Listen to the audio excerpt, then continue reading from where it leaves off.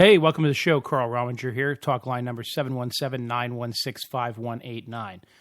So if you're just tuning in, we're live now, 717-916-5189. And I know somewhere, someplace, somebody's listening to one of the past podcasts thinking that they're listening to the live show, but that's okay.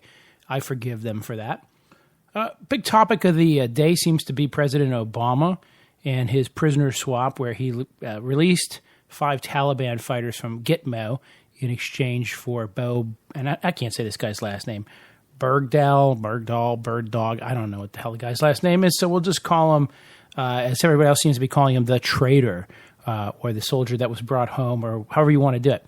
So I know a lot of you have some opinions on this, and if you think Obama is a traitor and has screwed up and dissed America, I want to hear it, 717-916-5189. Conversely, if you think the president did the right thing, if you think the president protected our country and protected soldiers in the long run, I also want to hear it, 717-916-5189. And we will take your calls here live on the air. My personal thesis runs a little bit like this, that this is being oversimplified and that this is basically an unfair attack on Obama, although not an unfair attack at some level. In other words, was it a good swap? Was it an appropriate swap? Did we get a good trade? In other words, did we really bring home a soldier who was worthy of being brought home and give up guys who we could afford to give up? So we'll talk about that. First caller is coming here right now. Caller, you're on the air. Yes, calling about the prisoner. Yep, go ahead. Okay. Actually don't even know where to start on this one because there's just so many issues that I think came across it ever since this came to light. And I'll tell you, let me stop you for 1 second and say, it sort of all hit us out of the blue, right? It wasn't like we heard, oh, this might be happening, this could be happening. There had been some talks a while back that there might be some, theory about retrieving this gentleman, but literally you, I, and the Congress all learned it at the same time, right? Well, from what I'm seeing and hearing is that this was talked about at least 5 years ago. They had, I guess, Michelle Malkin broke the story literally 5 years ago when they're talking about this. Right. And she was digging up all this dirt back then, and now, ever since this came away over the past couple of days, that they're saying that this was thought about. Originally, there was 2 different plans, I guess, for this. One included cash in exchange for the prisoner, and then the other one included a straight-up swap. But then back in December, they changed their mind on the whole cash deal. And we're just talking straight-up swap for the 5 detainees for him. Right. But I think a lot of it, though, has to do, at least the timing of it, the reason why it came out of nowhere is a reaction to the thing going on with the VA in Phoenix. I think Obama's reputation right now is taking a big hit when it comes to the military. I mean, you had a few years ago the whole Benghazi thing where they allowed innocent people to get attacked on and die. And now you have the VA in which you have American veterans who are receiving less and worse health care than, illegal immigrants. Yeah. Well, let me stop you for a second. The VA scandal is absolutely a shame. I posted something on my blog the other day, and Chuck Hagel said, somebody's responsible. And I want to say, yeah, no kidding, buddy. Somebody's responsible because some people's cats and dogs are getting better medical care at the vet than our vets are getting at the VA, and that's pretty obvious. But I will say this. I worked for Tom Ridge years ago, okay? And when I worked for Ridge, we used to write what were called buck letters. So a veteran would call us up, or somebody would call up and say they have problems with Social Security Administration, but I'll give you veterans work, very common. And they'd say, I've been applying for my VA benefits, and I've been waiting 9 months, and I still haven't heard anything about whether I'm going to get my benefits or not. Now, you know what year that was? That was in 1990, okay? And so since 1990, the VA has been relatively unresponsive, and we would write what's called a buck letter. And I said to my boss at the time, I said, well, what does this letter really do? And she said, when we write the letter, they're going to pull his file out and put it on the top and process it next because the congressman's office has written and said, veteran Bob needs his benefits. But she's like, that means everybody else sits in the pile and waits. Right. I mean, if you look at like another aspect from the story about how the 5 prisoners were captured in the first place. Right. If you look at the money that was spent with the missions, the time that they're on the missions, the lives that were lost just to capture these 5 criminals who they were considering the 5 worst dangerous terrorists out there. Does it all look like it was all for naught because they're exchanging them now for a guy who's being accused of being a deserter and possibly, a traitor to the country? And here's my problem with this. Okay, the way my mind works is this guy is possibly a traitor. This guy possibly walked off and is a deserter and has to be punished for that. But we don't know that, nor will we know that until we get him into a fair hearing on that. Does that make sense? I think I lost my caller there. Okay, new caller. I'm sorry, we lost the old caller. New caller, you're on the air. Hey, Karl, this is your friend Chris from Facebook. How you doing, buddy? Good, man. How are you?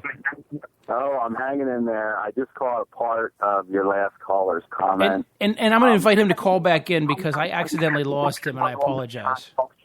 Oh, yeah, no problem. So I'm sure you guys are talking about the Bo Bergdahl story, right? Absolutely.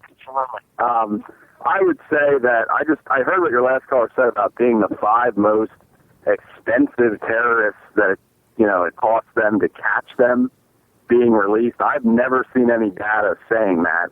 But I think the whole situation raises a bigger question, and that is why are 78 of the detainees at Guantanamo Bay deemed safe for release, but we haven't released them, right? Why do we even have Guantanamo Bay? Who created it? Why is it there? Why did we abandon the federal court system to prosecute terrorists, which seemed to work fine? My issue with Guantanamo Bay is this. Let me go twofold here. First of all, we easily could have put these guys on trial years ago. Right. And we could have easily had a proceeding on this entire thing. Right. So to say that they're so dangerous or they're worthy of such terrible punishment, well, hell, try them and execute them. I have no problem with executing them as long as they're proven. I don't either. I want to make it clear. I don't have any problem with trying them and giving them lethal injection either if that's the court's determination, the jury's determination.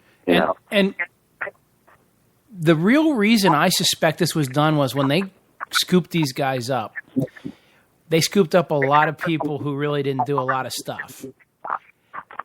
And so you can't really have trials because it's going to turn out that 2 out of 3 people you picked up really isn't guilty of anything. Well, yeah, I think they have a lot of people down there that they don't really have any evidence on them at all, and they're holding them indefinitely.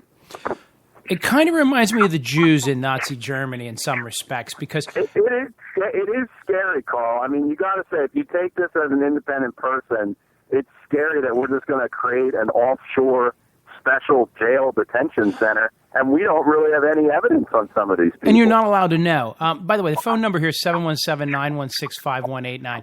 And I know somebody's going to call in and say, oh, Rominger, you always compare everything to Hitler. But I'm going to tell you a little story. My grandmother lived in Germany during World War II, and she was a good Nazi Party member. And my grandmother... it's the normal thing to do. Right, and she explained to me that you didn't really think anything that bad was happening.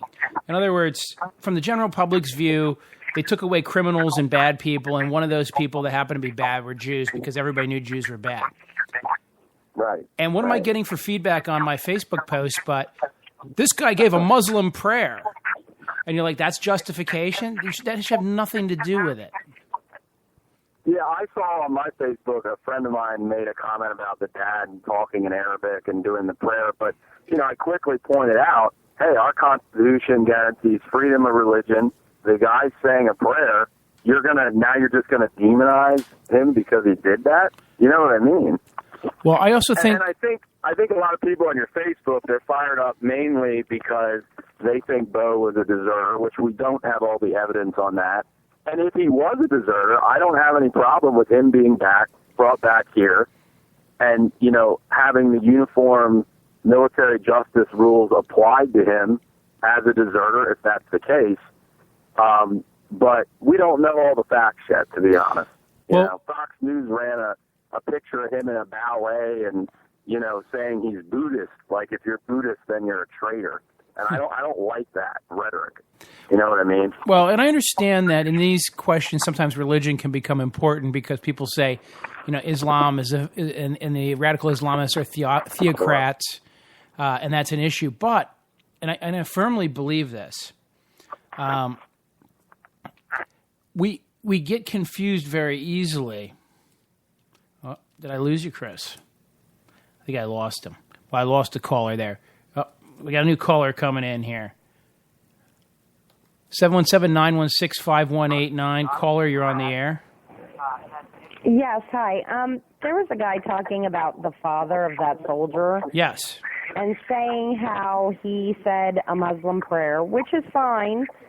My question is, was the father Muslim before his son was captured, or was he just doing that because his son was released? And if that was truly his religion, then that is fine. But for him to go on there and praise Allah, if this is not his religion, then he's disrespecting the soldiers that were killed looking for his son. Well, let me ask it this way. Let's assume he was told by the CIA that you should convert and become a Muslim because that will increase our chances of negotiating a successful return of your son. Would you be okay with that? No. Why not?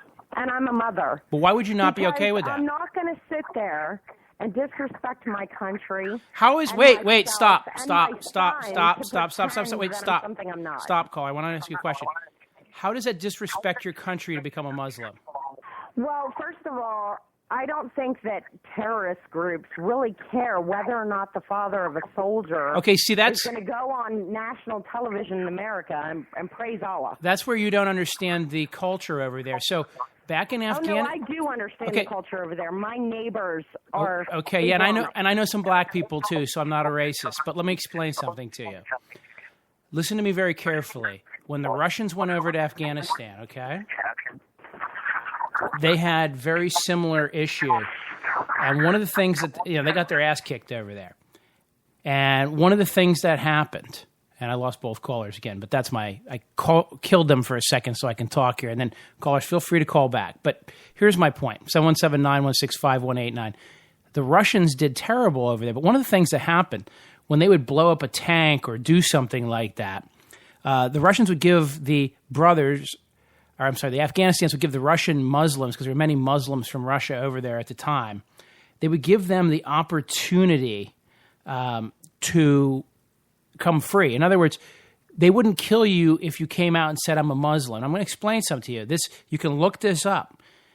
It increases your odds of being freed as a hostage because under Islamic law, people who are Islamic and of your faith have a different status than infidels like Christians.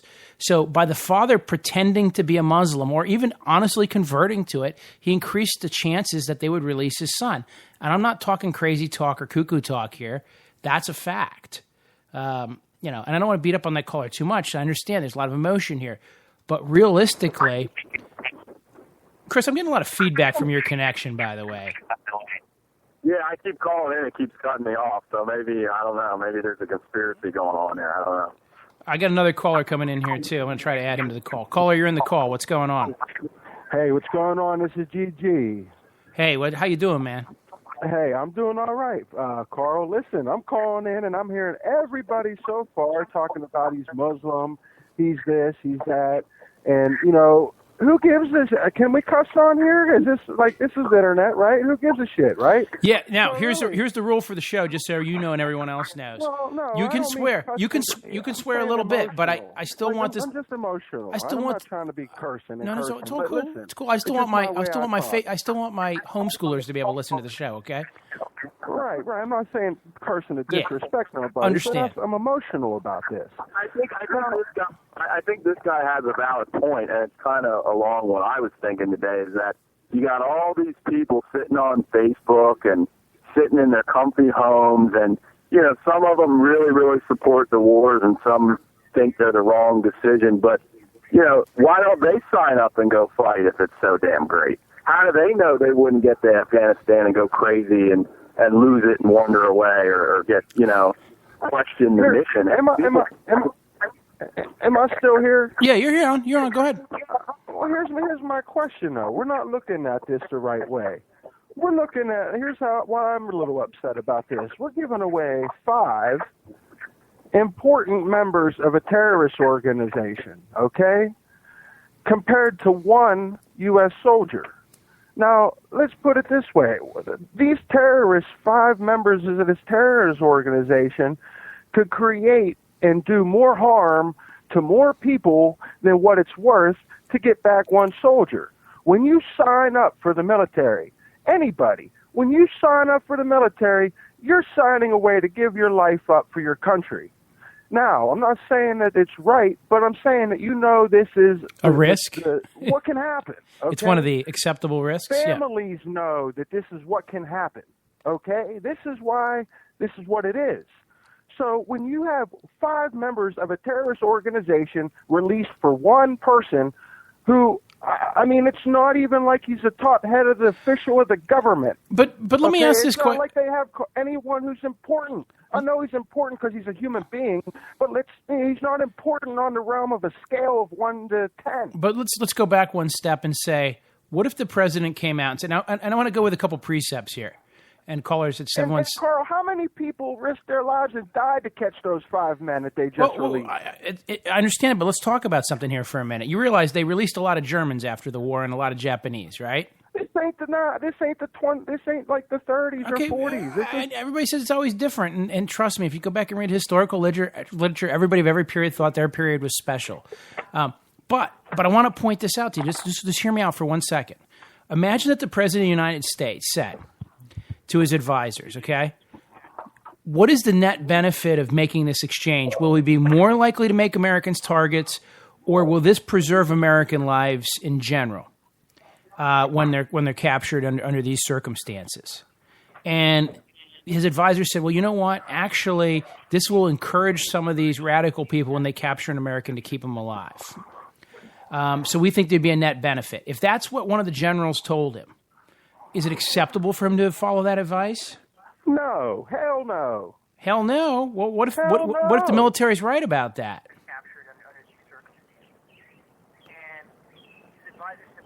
I got somebody listening to their radio. You got to turn your radio. When you're on talk radio, you got to turn your radio down in the background. But I can't hear.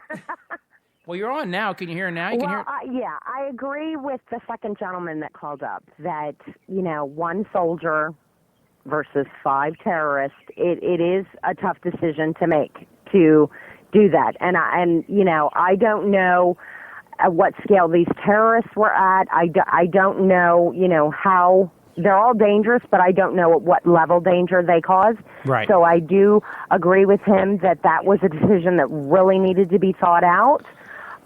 However, I do feel that every soldier should come home. I like that thought. But at that same scale, I mean, the other caller was saying, sitting on comfy cushions, blah, blah, blah, sign up. This man decided willingly to join the military, knowing what was happening after 9/11. Everybody was heated up. Everybody wanted to go and kick some butt and take care of business because it wasn't our soldiers that were attacked. It was normal human beings who were just going to work to feed their families and pay their mortgage. Mm-hmm.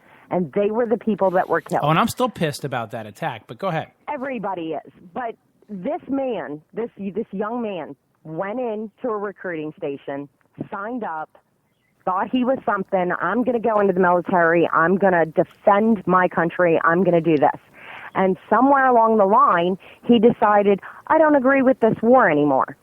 Okay, well, he was not drafted. He could have got out. Instead of quote unquote, what the other military guys are saying, he walked away. Well, and here's my question, though. We don't know why he walked away that night. Do we really? We don't know why he walked away. And that's why I think it's important, because... But then again, you have to check his sensibility. You're in a foreign country. I'm from a long military family. Now, wait a minute. You don't just walk away from your post in a foreign country. But there was some reference that he was drunk, right? Well, if he was, that again, there's a question. Why was he drunk in a combat zone? Well, wait, stop for a second. I happen to know a lot of Vietnam veterans, okay? And many of them tell me that they regularly smoked marijuana in combat zones. Many of them told me they knew soldiers or they themselves injected heroin in combat zones. And many of them said if they could get alcohol, they drank as much as they could get in combat zones. Does that make them unpatriotic? Or does that make them just normal human beings? Unpatriotic. What I said was you don't just get up and walk away. And here's my question again. If he was drunk and he was at a post, when you're in a combat zone, and I know this because of my family, my husband was Special Forces. You're not by yourself. You're not by yourself. But that begs the question, how did he just walk away without anybody noticing him walking away? Because remember, according to the stories is, well, we suddenly couldn't find him. So he must have been by himself at some point, or somebody watched him walk away. And who was that? From what I know.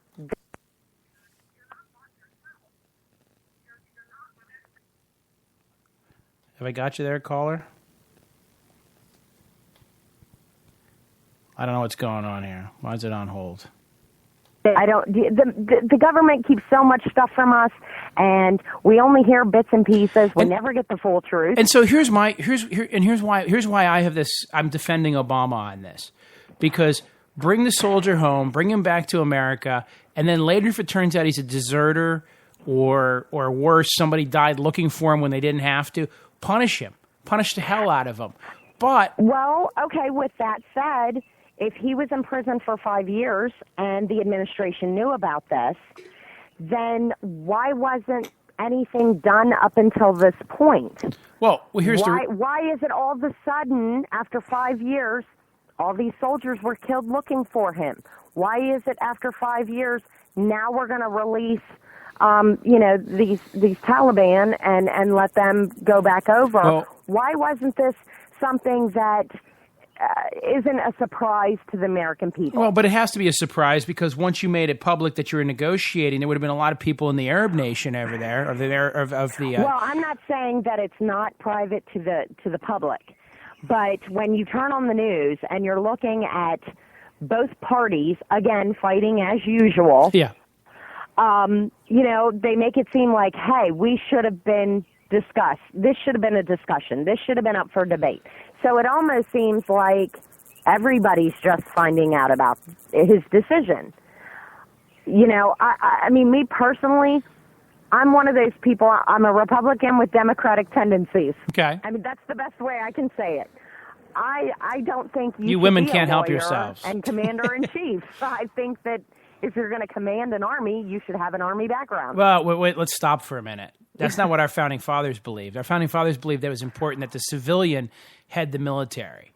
In other words, but how many civilians do you know that lead the military? Our government, right down to local government, here's what we have to say, and they toss it out and do what they want to anyway. Well, I understand, but I want to make sure you understand something. Our founders were very careful, because in many countries, the army is its own political power, okay?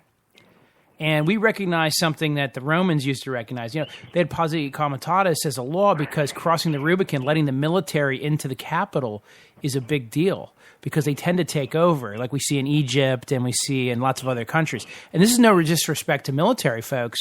Only in America so far has the military never said, we're just going to take over because we can. Because remember, they're the only ones with guns at the end of the day. Well, no, and that's the great thing about our country. We can do whatever we want to because our military fights for those freedoms. Because our military believes in the secular idea that our constitutional founders laid down, which is that the chief guy in the military is... Are you flying on a plane?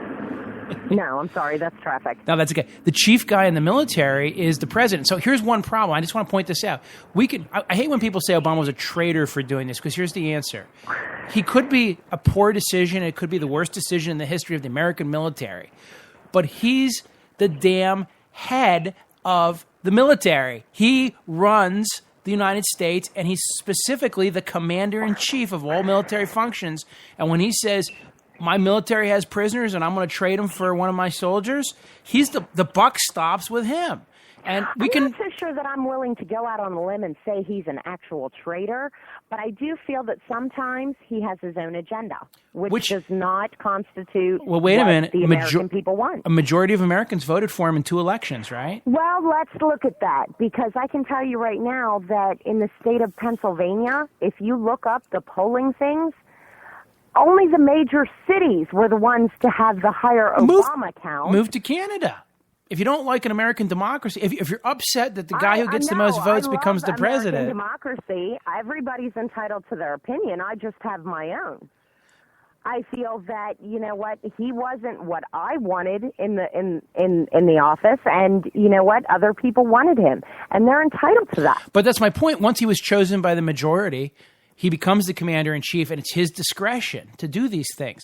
And guess what? If he screws it up that badly, we'll vote a Republican in. But you know what? I have a bad feeling that I don't even necessarily think that that's the option, voting a Republican in. I'd just like to see somebody come in there who actually has the American public's best interest. Well, that's one of the reasons I'm excited to actually see Tom Wolf for governor here in Pennsylvania. I usually vote Republican, but Corbett's an idiot. So do I, but I'm not really fond of Corbett either. Yeah, Corbett's an idiot, and Tom Wolf actually ran a multi-million-dollar business successfully for years. So hopefully he's going to continue to... I mean, you know, like I said, I'm a Republican with Democratic tendencies. I don't feel that Corbett has our best interest at hand. I mean, even school policies. He'll say that these Act 180 days constitute a day of school for children because teachers are preparing.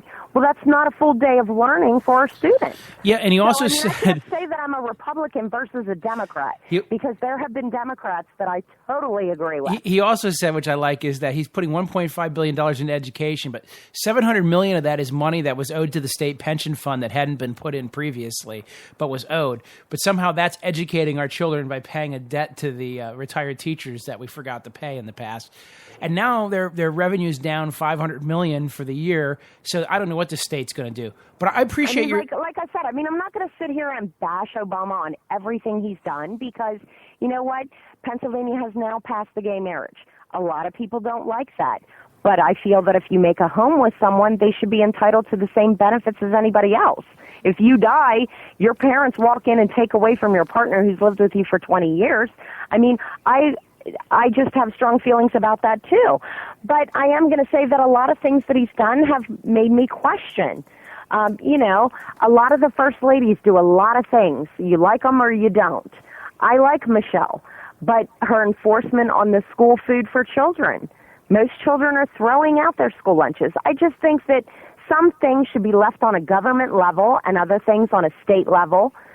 And it prospers the American people better than having the government tell everybody what they need to do and what's in their best interest. As far as... You might be a libertarian. As far as him trading the Taliban in, I really can't voice too much of an opinion on that, because if it wasn't for the law, no soldier left behind, I wouldn't be here. Do you remember... My father was in Vietnam. You know, and everybody likes to make fun of George Bush, and I'm sure I'm going to have...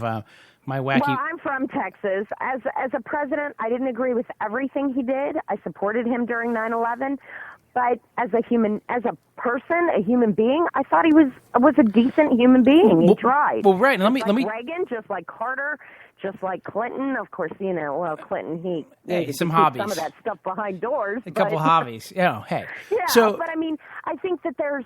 I think it's a really hard job to do, and no matter what decision you make, you're going to get bashed. But, you know, my problem is the same as most people's. You know, we can't forget what was sacrificed for this one man. Was it worth it? And here's why I want to say we may never know the answer. And that's why I was referencing Bush, because right after Obama had taken office, Cheney had come out and criticized Obama on something he did in the military, okay? Something with an action somewhere or ramping up soldiers. I can't remember the exact circumstance, but Cheney came out and publicly, you know, bashed Obama for what he did. And somebody asked George Bush about it. And you know what he said? He said, I don't know, because I'm not president anymore. And when I was president, I was privy to information that a president's privy to that nobody else knows about. And so I can't tell you if it was a good or bad decision because I don't know what information he had available at the moment. And what he's basically saying is to summarize, is when you're the president of the United States, you get to know stuff and you get the quality of information and the information available to you is astronomically different than when you're not the president of the United States.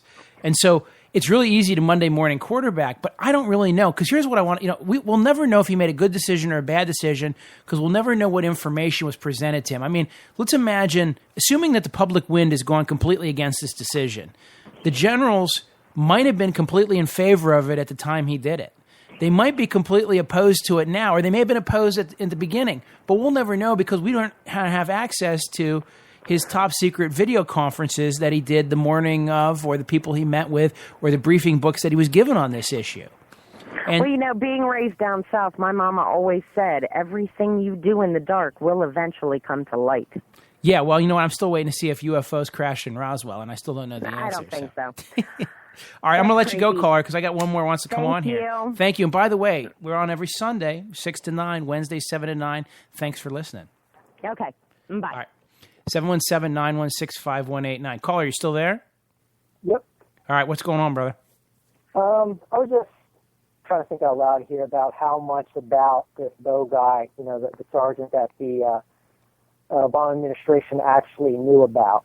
And the reason why I say that is, why, if they even suspected that there was a possibility of desertion or a possibility of treason based off of what the soldiers would come out and saying, why would they send Susan Rice out and say the guy served with honor and distinction when they would know that there was this, possible court-martial in the waiting?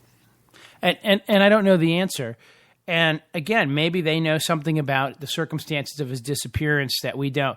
And I'll just give you a hypothetical. Let's assume he's over in a war zone and he's freaked out and he just isn't dealing with things well, so he decides to get drunk, right? Mm-hmm. And stupidly wanders off and then gets captured. And but he takes with him a day's worth of water and leaves a note? What did the note say? Do we know? Well, they're saying the note said something to the effect like he was done doing this. He didn't want to be a part of it anymore. He didn't agree with it. Okay, well, and I'll throw another hypothetical out there because I don't know the answer to this. But what if let's just change the facts around and say that he was a soldier in Iraq stationed at the Abu Ghraib prison, and he decided that he didn't like watching people be tortured and tied up and made fun of by some of the MPs, right? Mm-hmm. And he wandered off one night drunk and left a note, said, I don't want to be part of this anymore. We might all say, well, that's not, you should have gone through the chain of command and done something about it, and that's not the right way to act, but maybe you were just, I don't know what's going through his head. So I would like to just at least give him the time of day to say, here's what I was thinking at the moment. And then I made a bad decision. What if he said this? What if he said, you know what, at the time I was just dismayed because I saw an atrocity, or I just felt that the command was not doing what they should, or we ran a little kid over with a tank, and of course we'll never tell you about it because we just pretend that there's never any civilian casualties. Or I realized that the guys you realize the U.S. military was paying the Al-Qaeda and Taliban guys money to keep supply lines open to the in Afghanistan. So maybe he just grew disillusioned with the whole, these are supposed to be the bad guys, but my boss just told me to give them a suitcase full of money so they could blow up more American troops, but we could get our supplies through. I don't know what through his head, but maybe one of those thoughts goes through his head and he makes a bad decision, and maybe he regrets it. And maybe why doesn't he then seek out the Taliban when he leaves the post?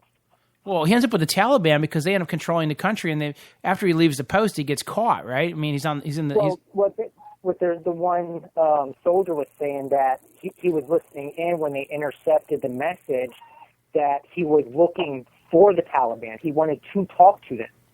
And I've heard that, and that may be true. But I'm going to tell you something. We have a rule in court called hearsay, okay?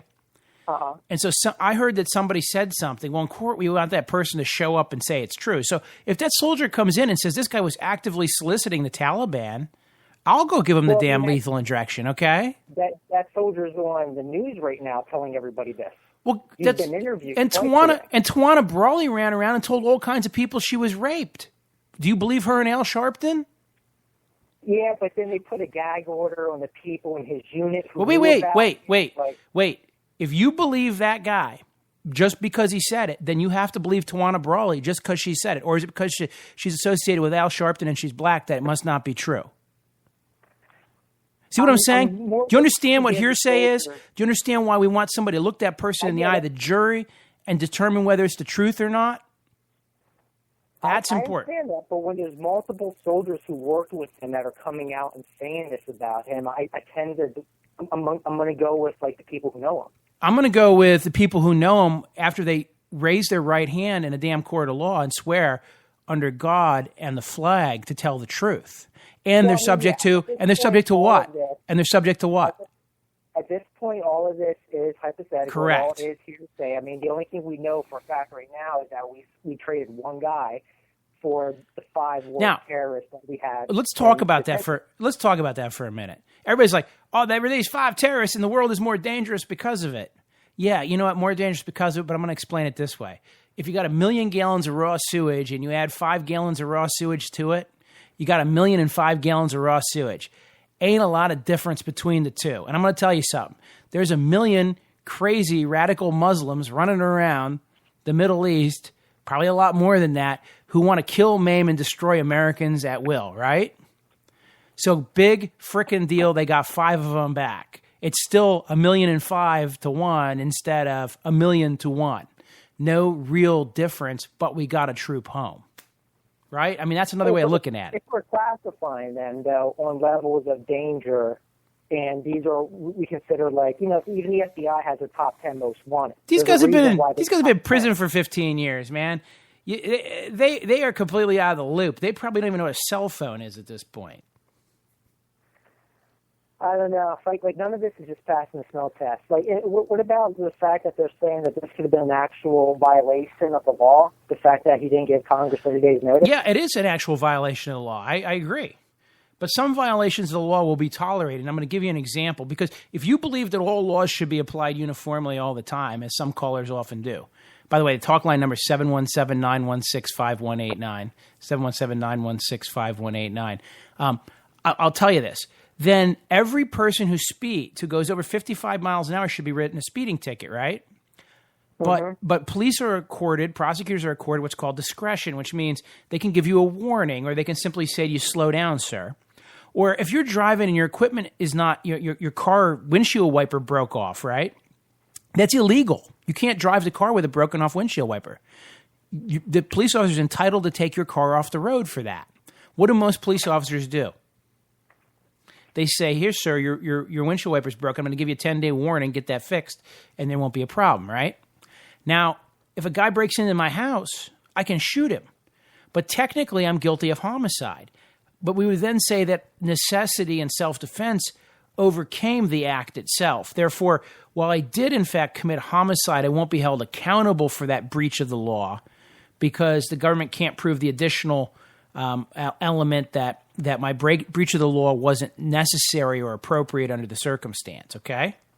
So all these people who want the law to be applied technically, I hope that everybody applies all law to them technically from that day forward, so they can discover what the world's like if the letter of the law is held against everybody all the time.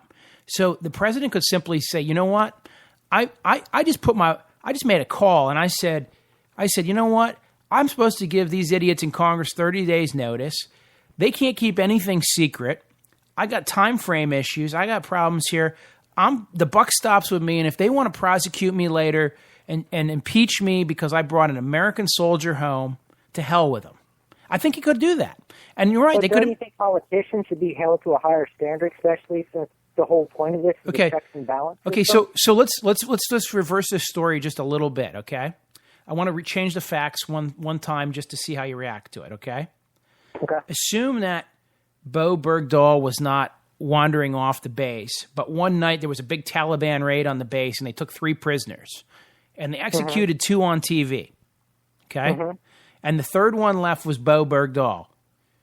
And they said, in the secret negotiations, we won't execute him. We're going to keep him for a little while. And then they say, you know what? At one point, they announced, we're going to kill him next week, or we want to kill him in 5 days, or we want 5 Taliban fighters. And the president says, you know what? I'm going to bring this boy home. Would there be any question that it was a bad decision? That he didn't give Congress 30 days notice? Would there be any question about that? If it was still the same 5 guys that they just released, I think there would still be a lot of controversy. I think there wouldn't be because you'd be seen as anti-military. But somehow Bo Bergdahl has been tainted. He's tainted evidence. He's tainted, somehow. And so it's okay now. It's okay to be not happy that a soldier got home. It's okay to be. When the president takes that oath for the office, isn't there a part in it where he says he'll uphold the Constitution and defend the country from foreign and domestic invaders? Absolutely. So I'm going to ask you this question: what do you think about Ronald Reagan as a president? Would you think that this violated that oath and obligation that he took? No, because as long as he thought it was in the best interest of the country, it's not a violation of that oath. Well, how is letting the 5 war as long as he thought it was in the best interest of the country? Okay, that's what's important. What he thought, not what you think, not what I think, not what 99% of Americans think. That may be true, but then even though if he thought that, he still had to give Congress 30 days notice. Not if he thought that the guy's life would be lost and that following the law would result in the loss of life. Let me ask you this question. If the police officer says, I have to drive my car at 55 miles an hour, right? Mm-hmm. Because police cars have to follow the speed limit too, right? Mm-hmm. Why can they go faster than the speed limit? Where does it say that anywhere in the law that a police car can go faster than a speed limit? I get what you're saying, but there are steps that are written. Because basically what this turns out is that it becomes, basically it makes Obama or whoever the president is, if they go through the similar process of their judgment, it turns them to what, like a king or a dictator? Okay, right. There's no point of having a Senate. There's no point of having a House of Representatives. And now you're making sense. You're right. At some point, if a president routinely or actively engages in this kind of conduct, you're right. He could become like a king, and he could become a problem, and he could become an issue, and he could become like a dictator, right? Mm-hmm. And I agree with you. And in fact, I think your point is great, and in fact, your point mitigates in the opposite direction. So I'm gonna score you 1 in that column, but I'm also going to remind you that there's a remedy. It's called impeachment, right? Mm-hmm. And if the violation is significant enough, then it's the Congress's job to impeach the president. Now, the last time they tried to impeach a president, it was over cigars and interns and all kinds of silliness. And lying under oath and those sorts of things. And I'm not saying Clinton was blameless, but this would probably be a better case to make an issue about it. Like, what is executive power? Was it an appropriate use of executive power by the president? Did he violate the law, and is it unforgivable? I'm not sure the politics of the nation would. I think the Democrats would score a lot more points, and impeachment would be impossible. In fact, they'd probably strengthen their position in the next elections if we went after them too viciously for this. Talk line number 717-916-5189, 717-916-5189. But no, I think you have a really valid point there. And we have concern because Obama has more – see, and that's the other thing. I have a lot of listeners who for some reason think that based on this topic, I'm just like – I saw on Facebook, you just love Obama. And I'm like, if you read my stuff, first of all, I hate the global warming BS. I hate the American ACA. I hate all kinds of things Obama's done. I just feel like at this point – as the American president bringing a troop home, he deserves a little bit of credit, and we should leave him alone on it. But I also agree there is a pattern of him simply saying, if Congress doesn't want to do it, I'm going to make an executive order. Or, if they're not going to do what I want to do, I'm just going to do it anyhow. If they're not going to fund it, I'm just going to move money around. That's not how our government's supposed to work. But the Congress has the power in the House of Representatives, right, to vote to impeach the president. And the Republicans do control the House, don't control the Senate, so he probably wouldn't get convicted. But the power of impeachment needs to be used from time to time, and I'm not sure. I think actually we hurt ourselves as a republic when we used the power of impeachment to go after Clinton for things that ultimately weren't substantive, as would be going after Obama, which would be better substantive arguments based on his abuse of the executive branch's power.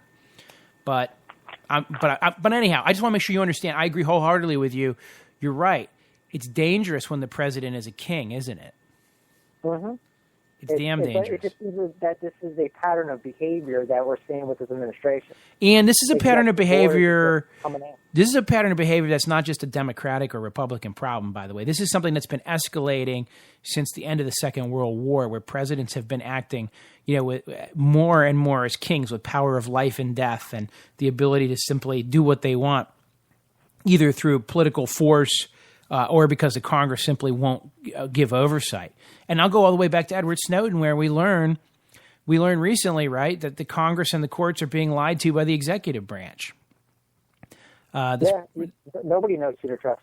So, and then we find out, well, some of the Congress people knew they were being lied to, but wink, wink, turned their eye on it, It's just crazy. It's absolutely crazy, and I don't know how you're supposed to trust your government when everybody seems not to be doing what they're supposed to be doing. But I do feel like I would like to know more about the circumstances of this guy, Bergdahl, going AWOL, and I would like to know more about what the president knew at the time he made this trade. But is it suspicious timing? Like one of the earlier callers said, and I wish they'd call back in, 717-916-5189. Anybody else wants to join us.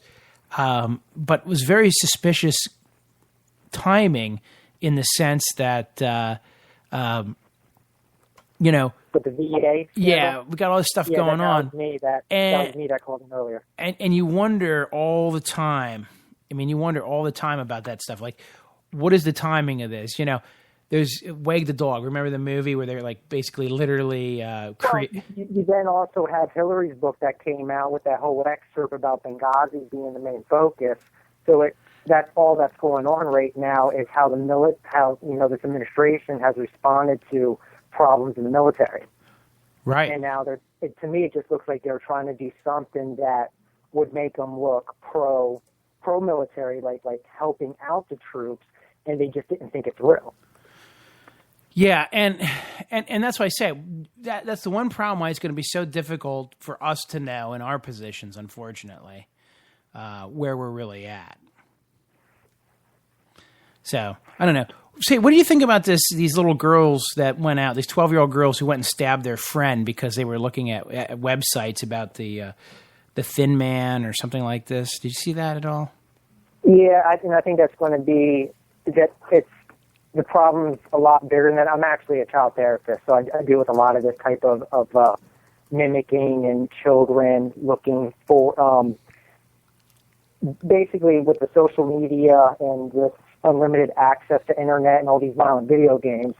Kids are completely being desensitized to violence, to drug cultures, to all of these things that would make us and other people decades ago like fast if these things are going on.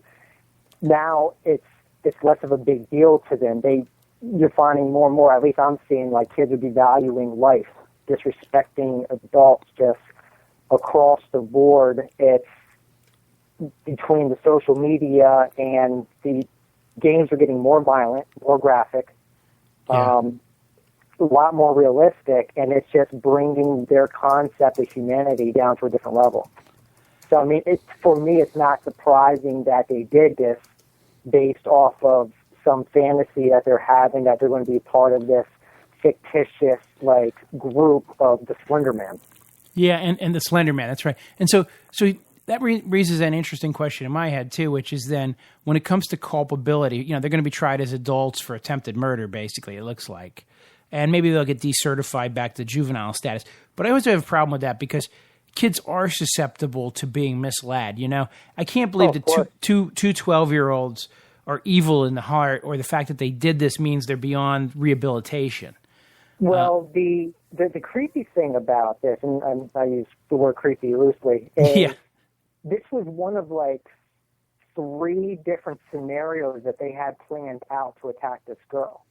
They were actually planning on having her come over to the house and doing it in the bathtub because it would have been easier to clean up.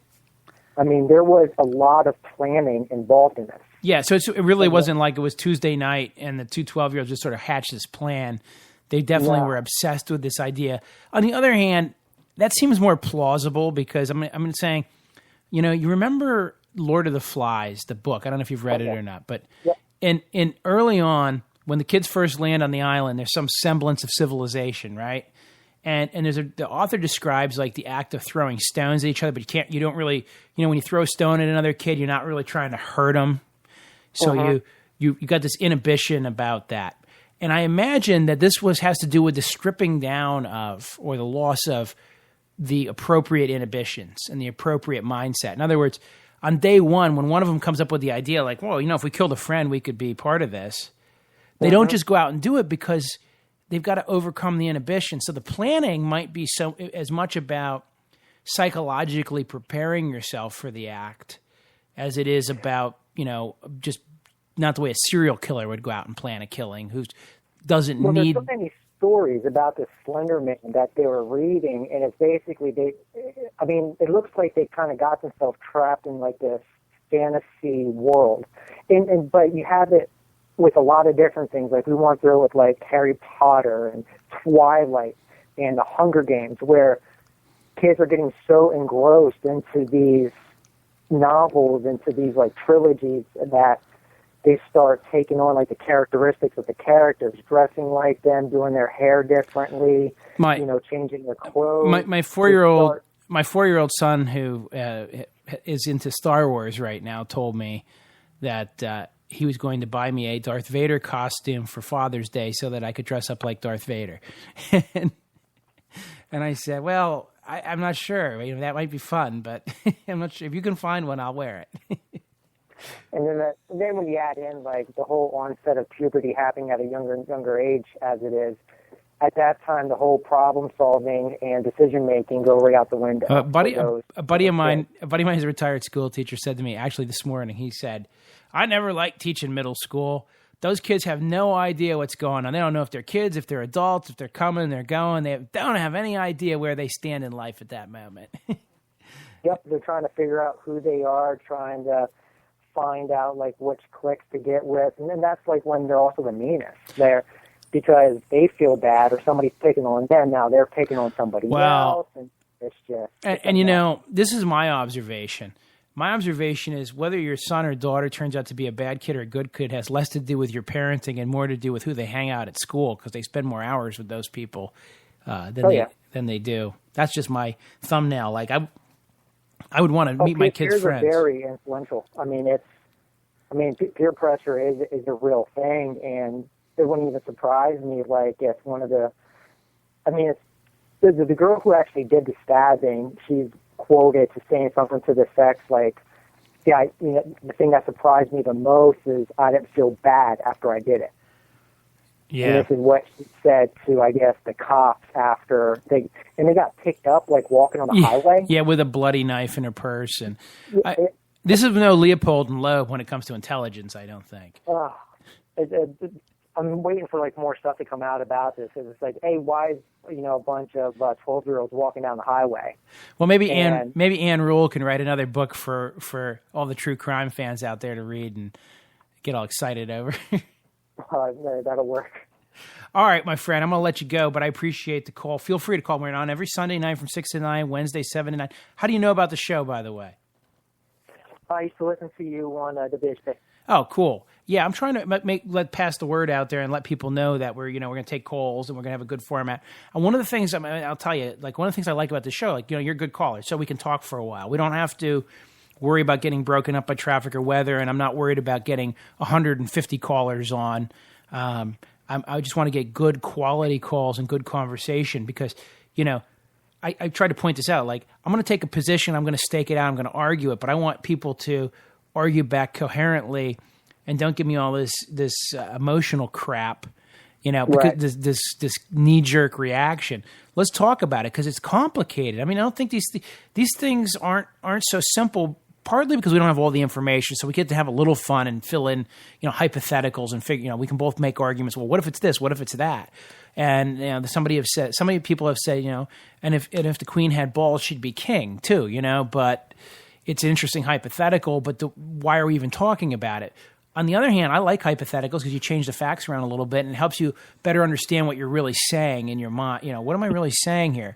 Let's change the facts around. And I also find, by the way, when you change the facts around, if you change the emotional story, people's legal analysis or analysis of right or wrong changes based on where the normal human sympathies lie, if that makes sense. Oh, completely. And I like doing that sometimes just so we all remember, and I'm guilty of the same thing, trust me, that it takes a lot of skill and a lot of caution to analyze something logically and avoid the emotional overlays. You know, I always said I don't want a doctor in the emergency room who's afraid of blood. And some people just aren't right for different things. But on the other hand, everybody can learn to stitch a wound if they had to. And that's what the mental exercise that I like to go through sometimes. So keep us in mind and call in. And just remember, if you miss a show, you can hit it on the podcast at KarlRominger.com, okay? Appreciate that. Thanks, man. All right, you're listening to the Karl Rominger Show. I've been talking with some callers here, so if anybody else wants to get on the air, feel free to call in, 717-916-5189. We're going to be on for about another hour here, 717-916-5189. We've been talking about the Bo Bergdahl, or whatever the hell his name is. I don't know. Who cares what his name is? How is his name even relevant? I don't know. I posted an article on Facebook basically saying that what Obama did saves American lives. If you have a problem with that, call in 717-916-5189, and you can tell me why that's not true. But generally speaking, my position and my understanding of the matter are pretty clear. The president had an option to bring home a soldier. Not any soldier, but a soldier who apparently disappeared or went AWOL under less than ideal circumstances, who may have walked off his post and may have even been an enemy sympathizer. Now, I find it hard to believe that the entire military establishment allowed this exchange to happen, and or there hasn't been some leaks of some information saying that they were squarely against it. And in fact, what I've been told is that many soldiers consider this a slap in the face. I've also heard and seen some posts from other soldiers saying, yeah, it's complicated because I don't like who this guy is and I don't like what I'm being told he did. But on the other hand, I like the fact to know that, yes, if I'm trapped somewhere, I'll be brought home. I will be exchanged. And of course, some people are saying, well, that's not even the issue. The issue is who we gave up to get him back. The 5 most dangerous Talibanis in the world. I'm going to go back to what I told a caller a minute ago. It's sort of like 1 million gallons of raw sewage. If you add 5 more gallons to it, is the world really any different? And that's an important question. If these guys were 5 of the brightest, best, most likely to succeed, somehow, uber Taliban. By the way, we're negotiating with the Taliban. We've been paying the Taliban money this entire time. They're not Al-Qaeda. Okay, hey, yeah, you. There's a difference between. Yeah, I'm just kidding there, but hey, you. There's a difference between Al-Qaeda and Taliban. You know that? No, Karl. I thought they all wear turbans and vote for Allah every year. Yeah, right. See, and I like to make fun of the rubes because remember, this is terrible. Actually, I shouldn't even make fun of this, but somebody shot a Sikh out in Michigan because he looks like a Muslim. Those crazy Muslim with the turbans. Gotta get rid of them. Well, it's easy to make fun of that because there seems to be some racism and some prejudice here. And let's just sort this out. A Taliban was the government of Afghanistan, probably will be the government of Afghanistan after we leave, or at least be participating in the government. And we gave the Taliban tons of money. Right before 9/11, we gave the Taliban a whole bunch of money in exchange for helping with the opium problem out of Afghanistan. In fact, there's no more opium poppies being grown in Afghanistan under American-led coalition rule than there was under Taliban rule. But hey, what do I know? But my point is the Taliban is a government organization of some sort.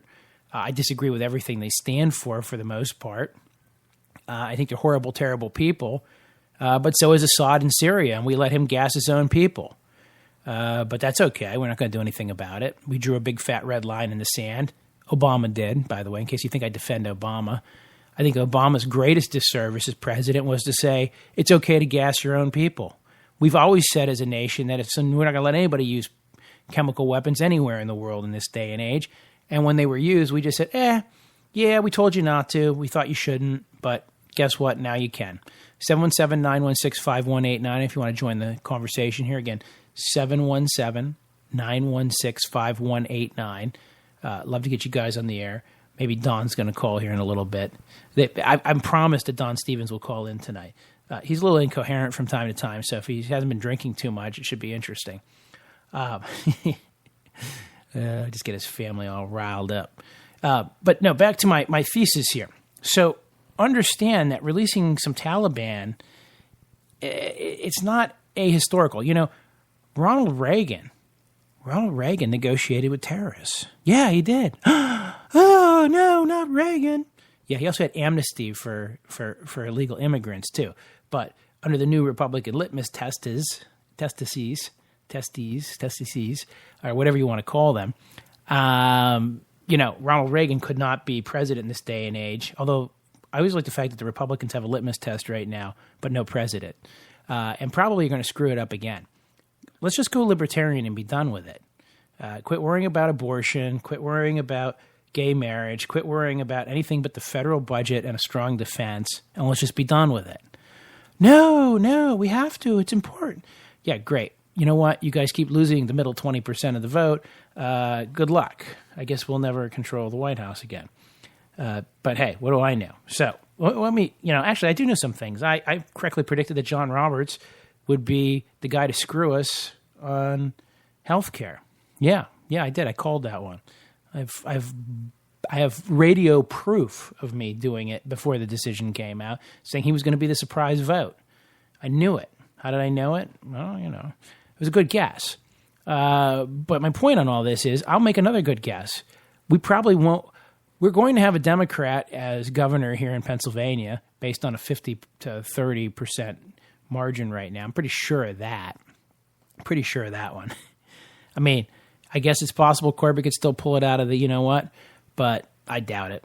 I can also tell you that unless the Republicans find a real candidate, one who's not going to be too preachy and one who's not going to be too crazy going out, trying to route up the Mexicans out of America or whatever the party base seems to want, whatever quasi-racist thing the pretend Tea Party is forcing on. And I say pretend Tea Party because there's the real Tea Party and there's the pretend Tea Party. Whatever they're forcing on the American people at the moment. What the real Tea Party stands for is low taxes, low government spending, low government control. Stay away from everything else. Small government. Small governments let people do what they want to do and they sort it out between them. That's what we should have. By the way, if you want to call in, you want to join the conversation, we had some great callers in the first hour. So if you want to be one of the great callers in the second hour, it's 717-916-5189. That's right. You could be a great caller. Even you could be a great caller. That's the great pumpkin, Charlie Brown. Yeah, but seriously, let me read you some of these comments here. I don't have anybody around here just prepping this stuff for me, so I have to do all this stuff myself. So let's look up some comments here. And I'll read them. I should probably give you the people's names too, right? Did they agree to have their names broadcast on here? I don't know. That was another interesting question. Like, what did they agree to by posting on Facebook? I don't think you have any expectation of privacy in your Facebook posts, although a lot of people think they do. How can my employer use that against me? I don't understand that. I get that one a lot. Back when I was a practicing lawyer, I used to hear it all the time. Like, no, I put that on Facebook. They can't use that. My employer can't look at my Facebook post, can they? Like, heck, in lawsuits, it comes up all the time. Okay, so, I said Obama's prisoner exchange will save American lives. Posted my article. Okay, so, oh boy, let's see. I think it's shameful when our commander-in-chief stands beside a man, puts his arm around him, and smiles and nods in agreement when praying in Islam that tweets American soldiers should be punished for atrocities in Afghanistan. Well, obviously that guy doesn't like what happened. And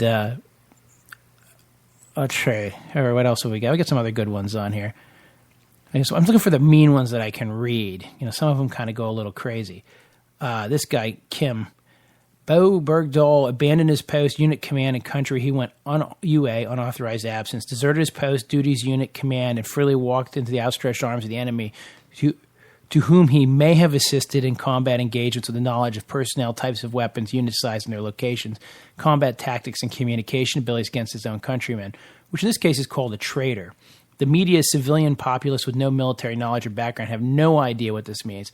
The bureaucrats and politicians will now talk about the UCMJ, which, by the way, I had referenced that in there earlier, which Article 99 specifically describes, and its punishment. Beau Bordel needs to be brought to trial. Okay, well, good. That's an interesting post. He needs to be brought to trial, and that's my point. If he did do something wrong, bring him to trial. Doesn't mean you don't bring him home.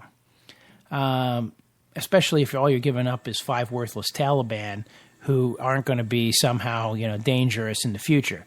So this other guy says, I'm a douchebag covering for a douchebag president with no responsibility for his actions, because I thought maybe what Obama did was the right thing. So not the first time I've been called a douchebag. It wasn't my mother that called me that either, though. So I would say I'm somewhere in between. Caller, you're on the air. Give us your name and where you're from. This is Dwayne from Elizabethtown. Hey, how you doing, man? Good. How are you? Good. Enjoying the show? Hey, yeah, you were talking about these, and I don't know a lot about it. The 5 of the worst criminals that we left out of Guantanamo in exchange for the, But anyway, on the way home from work this evening, I had Mr. Sean Hannity on WHP. Yeah. And he made some slur like, we leave the 5, worst of the worst individuals out, in exchange for this draft dodger. And I'm just thinking to myself, what's your freaking spin on this? You know what I mean? Well, I told him. When it gets right down to it, that's all Sean Hannity is spin. I had a friend, and I lamented to him about this. I said, and he knows I'm no fan of Obama's. He's no fan of Obama's. We talk about what an idiot Obama is, 3/4 of the time. But I said, I feel bad for the president right now. I said he finally did something that would be like he brought a soldier home, but no. Right. Barack Obama can't bring a soldier home. It becomes a traitor he brought home. Therefore, you can now slur the military and taking care of our troops. Because I guarantee you, if this guy had been executed and then somebody leaked that Obama was offered the chance to give up 5 Taliban guys in exchange for his release, Ted Cruz and all the other Republicans would be up there going, we demand to know why the president didn't consider exchanging these guys for our troop. I mean, because it's all about Barack Obama and beating him up and politics rather than a intense discourse on what really is important. But this was neat. As long as everybody can just keep saying he's a traitor, I hope it comes out. I hope some information comes out that proves he's not a traitor. And if that were to happen, then all these idiots who just assume he is can go crawl back under their proud rocks and leave us all the hell alone. On the other, my take on it is, Carl, that when it comes right down to it, I mean, especially on this subject, but so many other ones, when it comes right down to it, how much does any of us really know? We're only given information that is allowed to be given to us. I mean, I keep tossing with this with a lot of issues. Where's the information originating, and how reliable is the information that we're receiving? I really don't know anything about this soldier that they left out other than what I've heard on the news and, read in the newspaper. You know what I'm trying to say? I know exactly what you're trying to say, and that's another thing. People just assume so I posted something on global warming the other day and what a farce it is on my Facebook. And this girl I know who's, she's a nice girl, but she posts, and of course I mentioned her in it just to flame her up a little bit. And she posted back some article and she said, well, look, the Pope says, even the Pope and the U.S. military agree that there's global warming. And the headline, it was like a National Geographic journal or something, said something along the lines of Pope and U.S. military acknowledge global warming, right? Well, when you read the article, they quote the Pope as talking about pollution and how we should be good to the environment.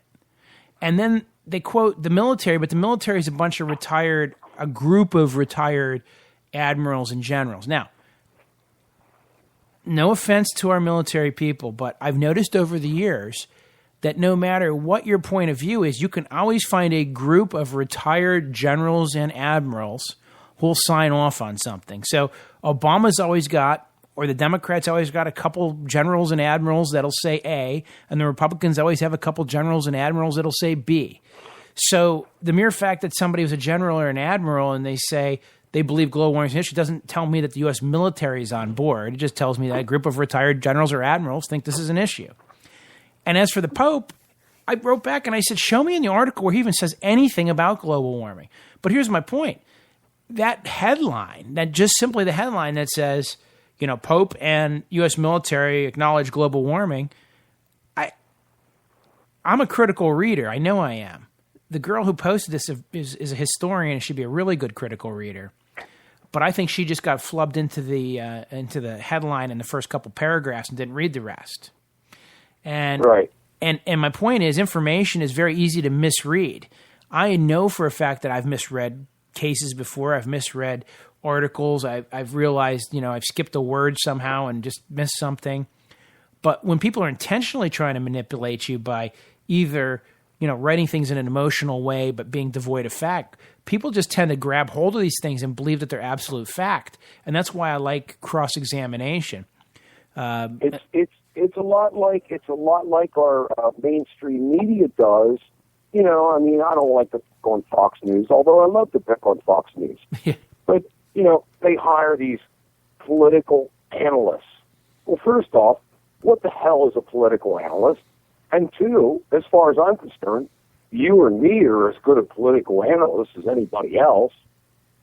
You know, but yet they put these people on there and they spew this junk, and then everybody's supposed to call it a fact. Right. When it is basically nothing more than somebody's opinion.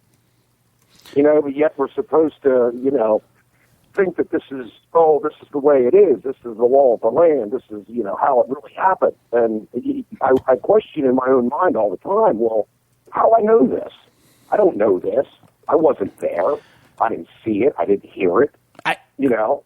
If you read transcripts from trials, I go to trials and watch, it's amazing how many times the person takes a stand and says A, B, and C, and then the cross-examining attorney says, well, how do you know that?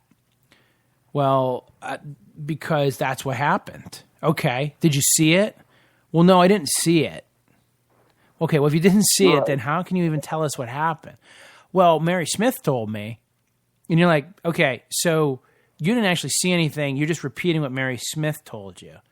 And I mean, that's a very real encapsulation of a cross-examination. And that's why when that happened, that happened to me when I was 16 years old. I witnessed a car accident where a vehicle ran into a child on a bicycle and then kept on going. Right. And I mean, I was right there. I was standing right there watching it. And of course, you know, I saw the kid. The kid got lucky and got a broken leg. You know, and the car kept going. And all I had was a description of the car. Well, it turned out later on that day, the cops picked this guy up, and they take me, and I'm supposed to identify the guy. Well, I wouldn't know him from Adam. I didn't see him in the car. I saw the car. Well, it ended up, cut to the chase, they had me take a stand at his trial. And the cops are standing there saying to me, well, you know, here's the guy. This is the guy that did it. We want you to tell at the trial what you witnessed. And I said, what I witnessed? You know, I said, I saw this car hit this person on this bicycle, blah, blah, blah. And it was almost like I was supposed to testify and stand up and point to that guy and say, yes, that was the guy that did it. But I could not do that because I didn't know that. But yet I was young, and they were trying to make me say that was the man that did it.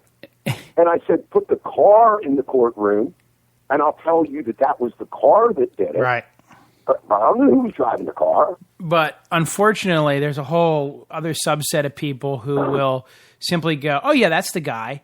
And then the problem is they just assume that that's the guy in the car because why else is he in the courtroom? Well, right. And okay, maybe that was the registered owner of the car. I don't know. I was young. I didn't, you know, I was only getting a little bit of information. I was taken to the police station and showed a picture of him. Is that the guy? I don't know. I don't know. I have no idea. I only saw the car when the car was going by. Actually, I saw it after the car was past me. You know, and yet they were trying to put me on the stand. But when I put my hand on the Bible and did the oath, I thought, you know, that means something. Right. So I got to get real critical on truth. You know, what truth is here? I couldn't tell them that was the guy, and I think it made them mad. It made the police mad.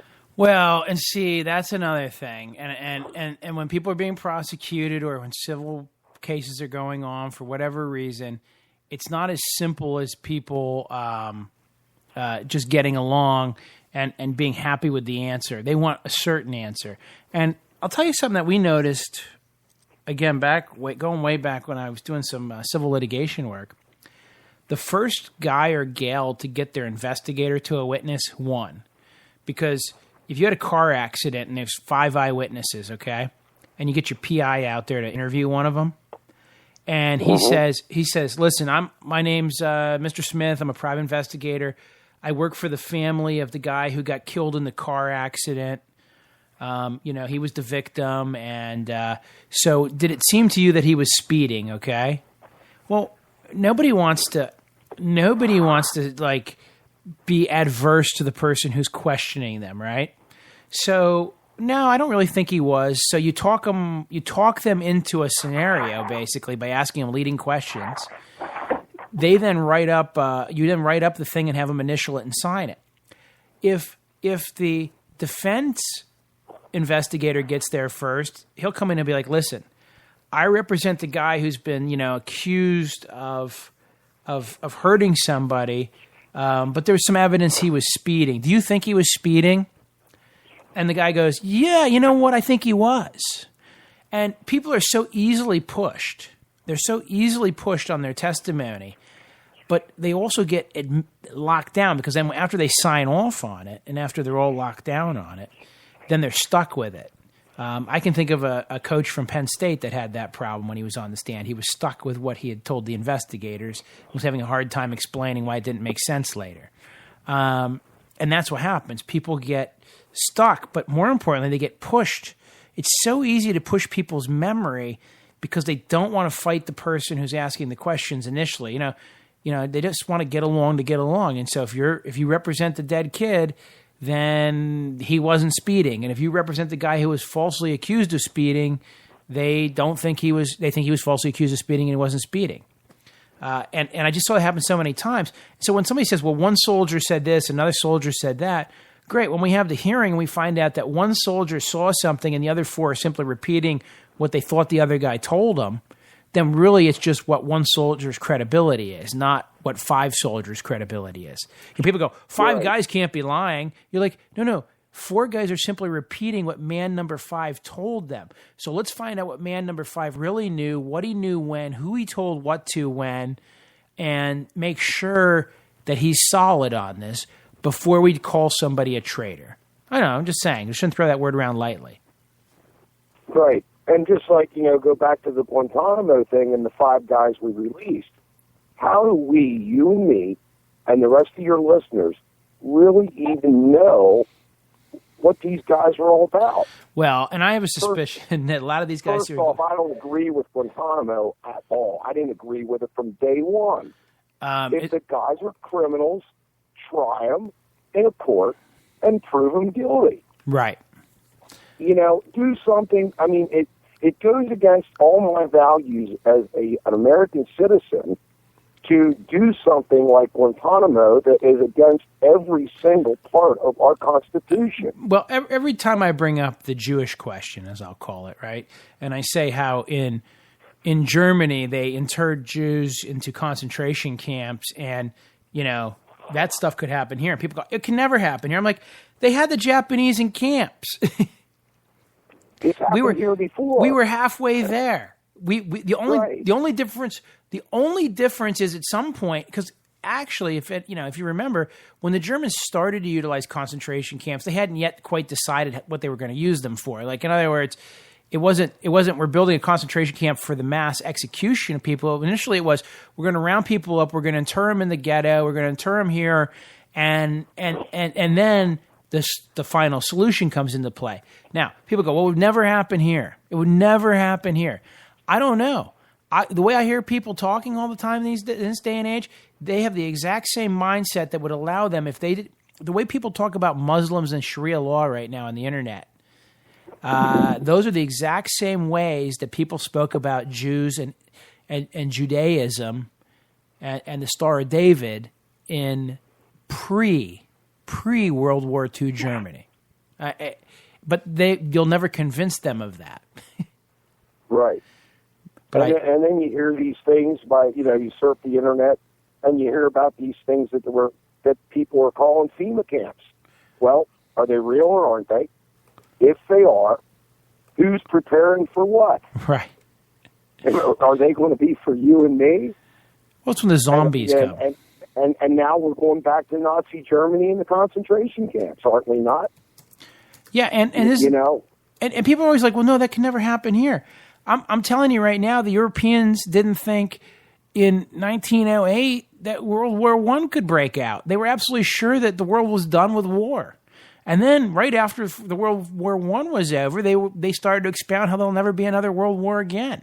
And right after World War II was over, we moved into the Cold War. And as soon as the Cold War is over, last I checked, China's grabbing islands, exerting influence.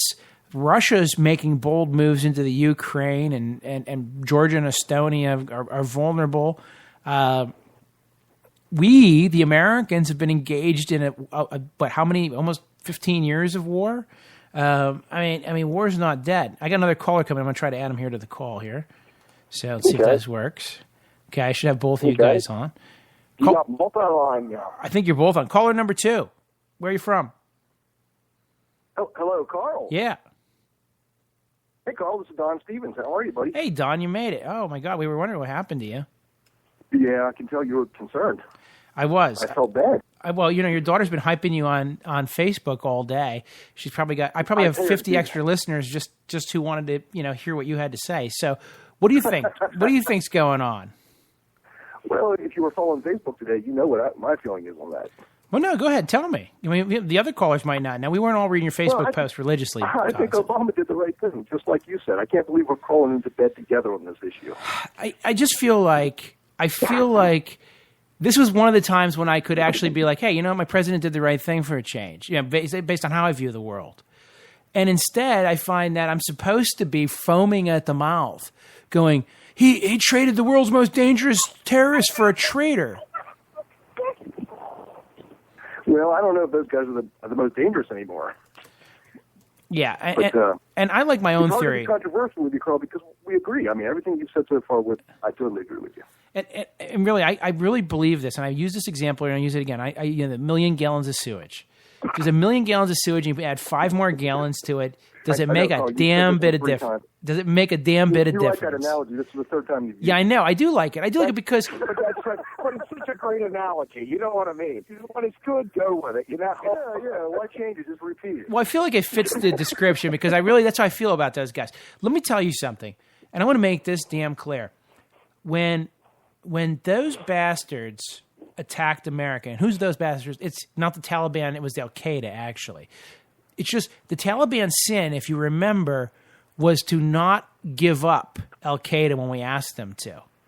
U.S. was happy with the Taliban in the sense that we gave them $40 million in 2001. In May of 2001, we gave $41 million to the Taliban, okay?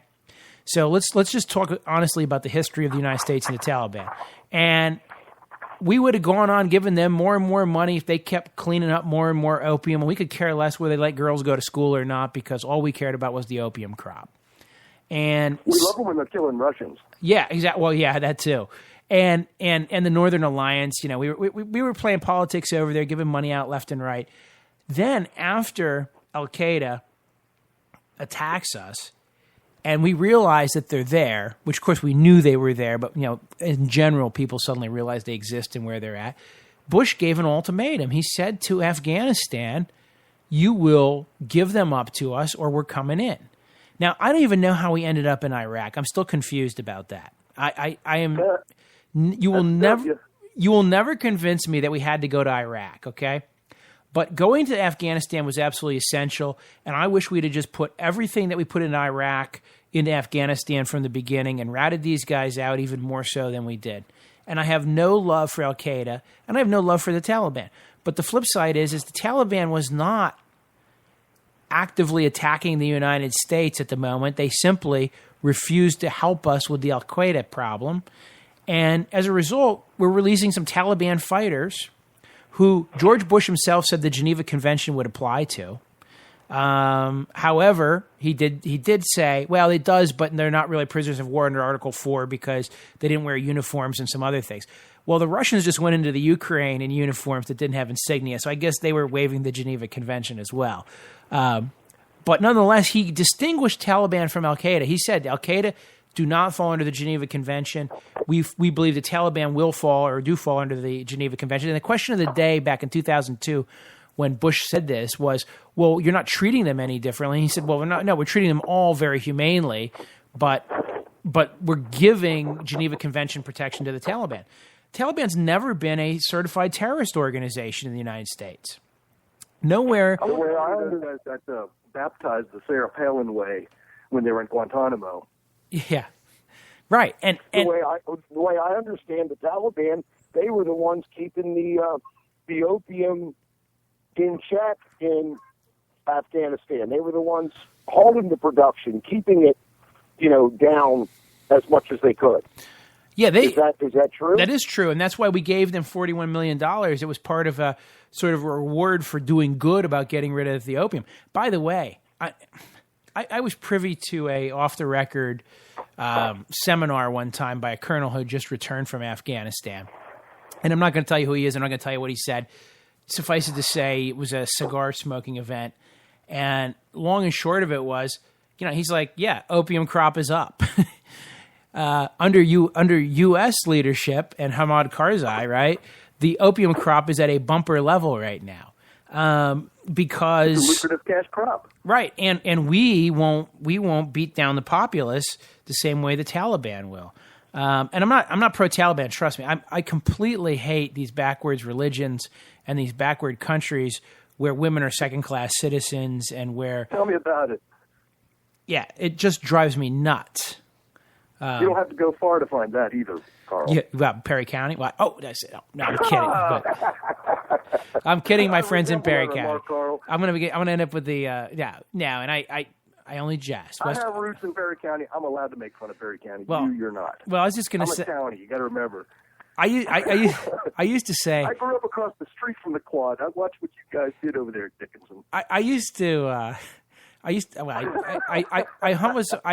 hunt up in Dauphin. I still have some buddies that hunt up in Dauphin area, northern Dauphin County, and I always told them that it was sort of like the river divided two redneck populations, and there was the boys of Dauphin and the boys of Perry County. But since neither could swim, they've never actually met up until they built the Clark's Ferry Bridge.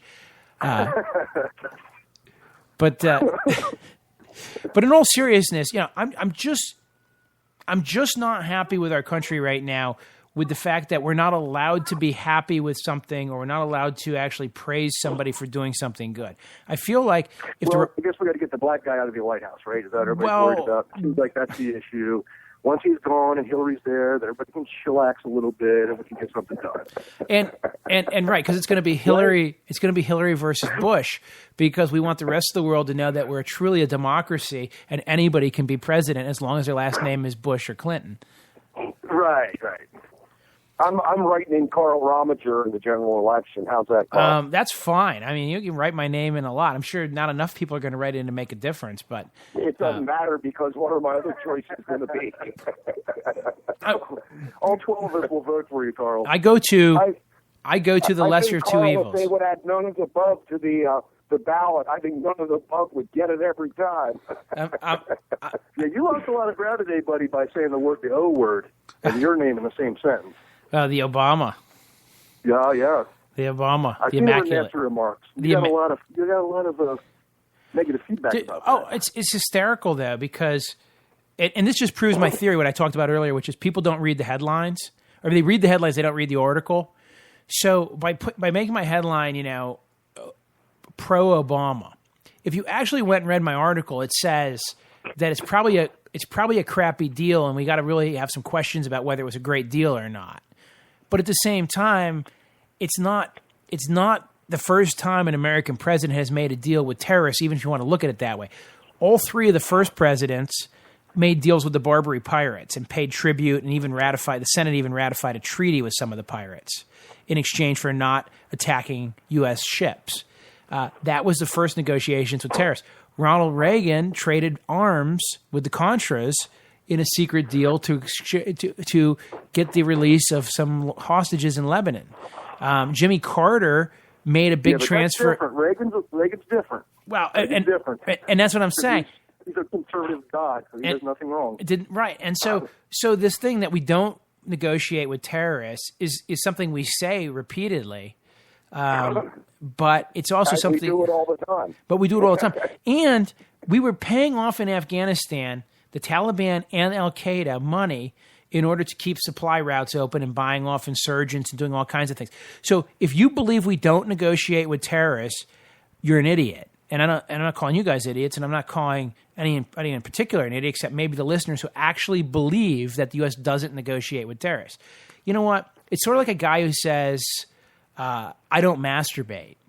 It might be true. He generally doesn't. But I'm thinking some point in his life he might have. And he might do it again. And you probably shouldn't believe him if he tells you that, because we all know sooner or later. And it's the same with terrorists. Karl, we all know hot stuff guys like you don't have to do that. Well, I don't have to. It's true. You got a waiting list to perform the service, I'm sure. Yeah. Well. Don's daughter's listening to the show. She's gonna like you, Karl. I wear the yellow golf shirt. I know. But seriously, and there was a great Glenn Beck episode. Yeah, I don't know if you guys listen to. Hey, Karl, are you turning this into a comedy show? Yeah, maybe. Have you ever listened to Glenn Beck? There was a great. That's a comedy show. Well, there was a great episode of Glenn Beck, because Glenn Beck did this whole thing on giving up pornography, and so some guy slid in as a caller, and he did this whole thing like thanking Glenn for helping him give up pornography for 2 months, and he did this whole thing about it. And Glenn's all serious, and then at the end he goes, because let me tell you what, when I finally went back to it, man, that was the best day of my life. It was never better. And that's when Beck's like, okay. And then they hang up on the guy. But it was funny as hell, because you're sort of like, he just played it perfectly. To get through on the national shows and prank him like that's pretty tough. If you want to prank me on this show, with a Baba Booey or something, it wouldn't be that hard, I'm sure. Because I have to run. I spent a lot of hours listening to Howard Stern. Yeah, I don't think. If I could get, that's not quality entertainment. Yeah, if I could get, not like the Karl Rominger show. If I could get, if I could get a comedian in here and a couple strippers, I'm sure the show would be a lot more interesting. You should get the Hawaiian guy on. Actually, funny as hell. Actually, that reminds. Wow, I never realized he was that intelligent. That reminds me of a joke I can't tell in the air now. Unless that's you and that's your troll name there, Karl. All right. And listen, I have enjoyed stirring them up on the internet a little bit. But, and I'll go back to all seriousness. They really, really, really just read the headline and get all upset. And they get all, uptight about, he's a pro-Obama guy. And I'm sort of like, if you go to the KarlRominger.com website, what you're going to read is, I hate global warming. I think it's all BS. I hate the Health Care Act. I think the government's always lying to us. I think we should be libertarian. And yes, I happen to think that Obama doesn't deserve to get stabbed on an issue where he probably did what's ultimately the pragmatically right thing, although it wasn't a great deal on its merits. It's probably systemically the right thing to do. But they don't read all that. They don't look at that. They just go, oh, you're some douchebag that just wants to cover up for Obama. Yes, Obama, Barack Hussein Obama. Where you live, that's how people think about things like that. I don't want to cover for Obama. I want to cover up for Barack Hussein Obama, because that sounds like a Muslim name, and Hussein, that's great. This is all part of the Muslim Brotherhood conspiracy that that they're taking over the country. Because there's a website I saw like where they posted like creeping Sharia, you know, and they're like, the Muslim community in Hagerstown continues to grow, and I'm like, oh my goodness, gracious me. I should. Well, to be honest with you, I think it's about education, a lot of it, because a lot of people aren't exposed to people from other cultures, so they tend to believe what they're told. I'm going to give you an example. I grew up in a small town, okay, really rural town, little tiny town, Brockton, New York. And when I was a kid, the state of New York announced they were going to build a prison. And they sent the solicitor. This is how small of a town it was. They literally took the solicitor and said, go to Albany and ask for the prison. Now, when they go to build a prison somewhere, everybody screams and yells and says, not in my backyard. Well, dutifully, the solicitor shows up in Albany and says, we want the prison. And they're like, oh, you want it? Okay, done. Done, you can have it. Because we needed some economy. But here's the interesting side effect. It's an all-white rural town, right? And then they bring in a prison with about 800 African Americans in it, roughly, maybe 100 white guys. And then all the guards were Hispanic. And so when they came, it was a boot camp prison. And they do work all around the town. So they bring out these work crews of like 8 guys with a couple guards, and they would be doing work. But it's all boot camp. It was original Lakeview Shock. It's the original New York State boot camp program. And I said to somebody later in life, I said, when I grew up, you get an interesting view of the world. I live in a little town that was all white, but there were guys in uniforms who were clearly prisoners, who were all black, guarded by Hispanic guys in a different colored uniform, better looking uniform, who would guard them while they worked and sweep the streets and did all the like work crew stuff that they don't do that stuff anymore, but they used to do.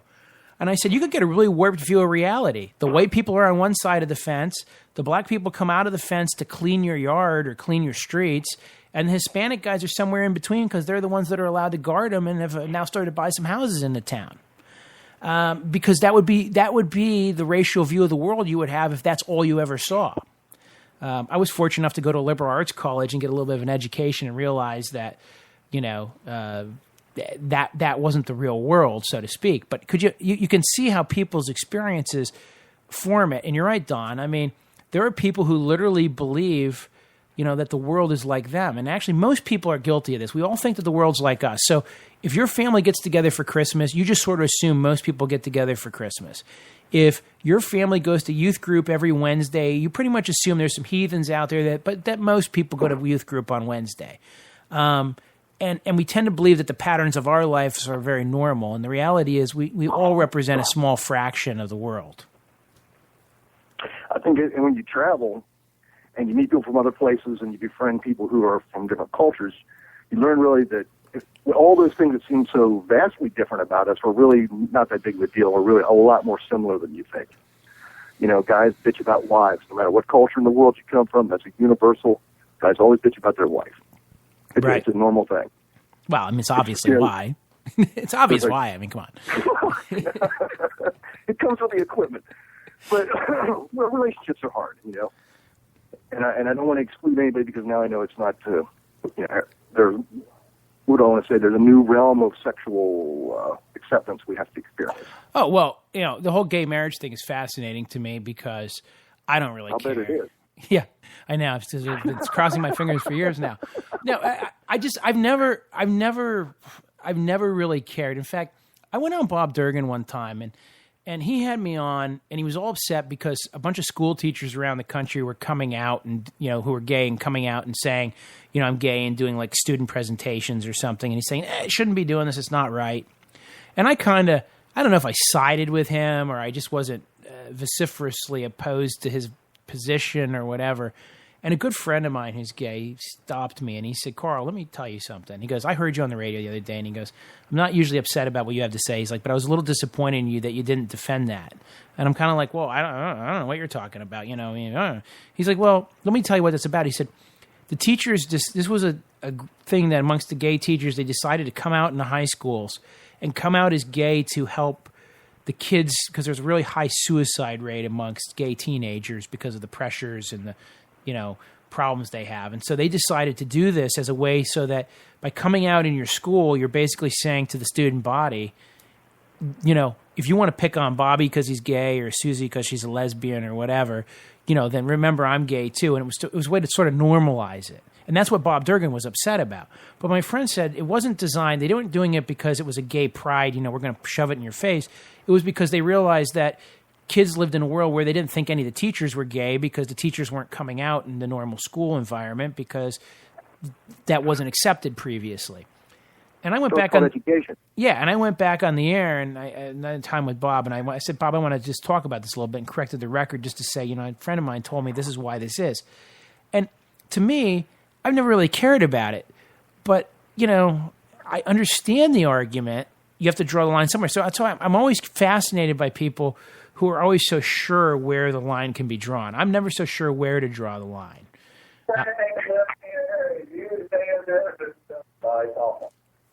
Hey, we got another caller on the air. Caller number 3. Who are you? I don't think caller number 3 is coming through very clear.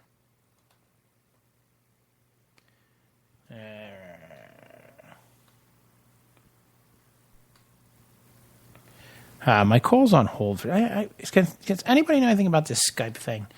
No, me either. Okay, caller number 3, you there? You there? No. Did I lose them all? It's impossible. Callers, are you there? Hello? Yeah, you're on the air. Oh, okay.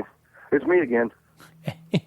Is it you, Don? You're having some technical difficulties there, buddy. I think you need an assistant. Well, at some point I do. I don't know, this thing with Skype, sometimes you try to add 3 calls, and the other guy was, I don't know, hopefully he'll call back. But this is good. The call volume builds. Let me tell you what's going to happen, Don. As the call volume builds, it's going to justify, getting, Avery over here to run the other laptop or something. You know what I'm saying? She'd probably accept payment for that. Yeah. Well, she's not gonna like what I'm paying her with, but she'll be happy. Small change, I guess. Yes, I'm gonna give her all pennies and out of the rolls. You just take this bag home with you, but anymore it's no fun, because in the old days you could screw somebody by giving them a bunch of pennies. Now they just go to the Giant and throw it in the coin store and they're done. So it doesn't have the same, I know that he's gonna be pissed and sitting at home with penny rolls anymore. It just doesn't work that way. Do you remember the old days? I'm sure you're old. Well, hell, you're old as dirt, so you'll remember rolling coins. The young kids out there will not remember this.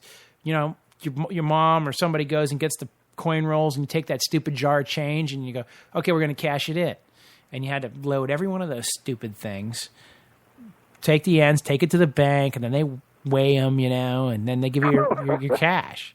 Now, I just fill up a jar with coins, and I just go to the members first and dump it in. Or if I'm going to go shopping at the Giant, I dump a bag of change in there, and away I go.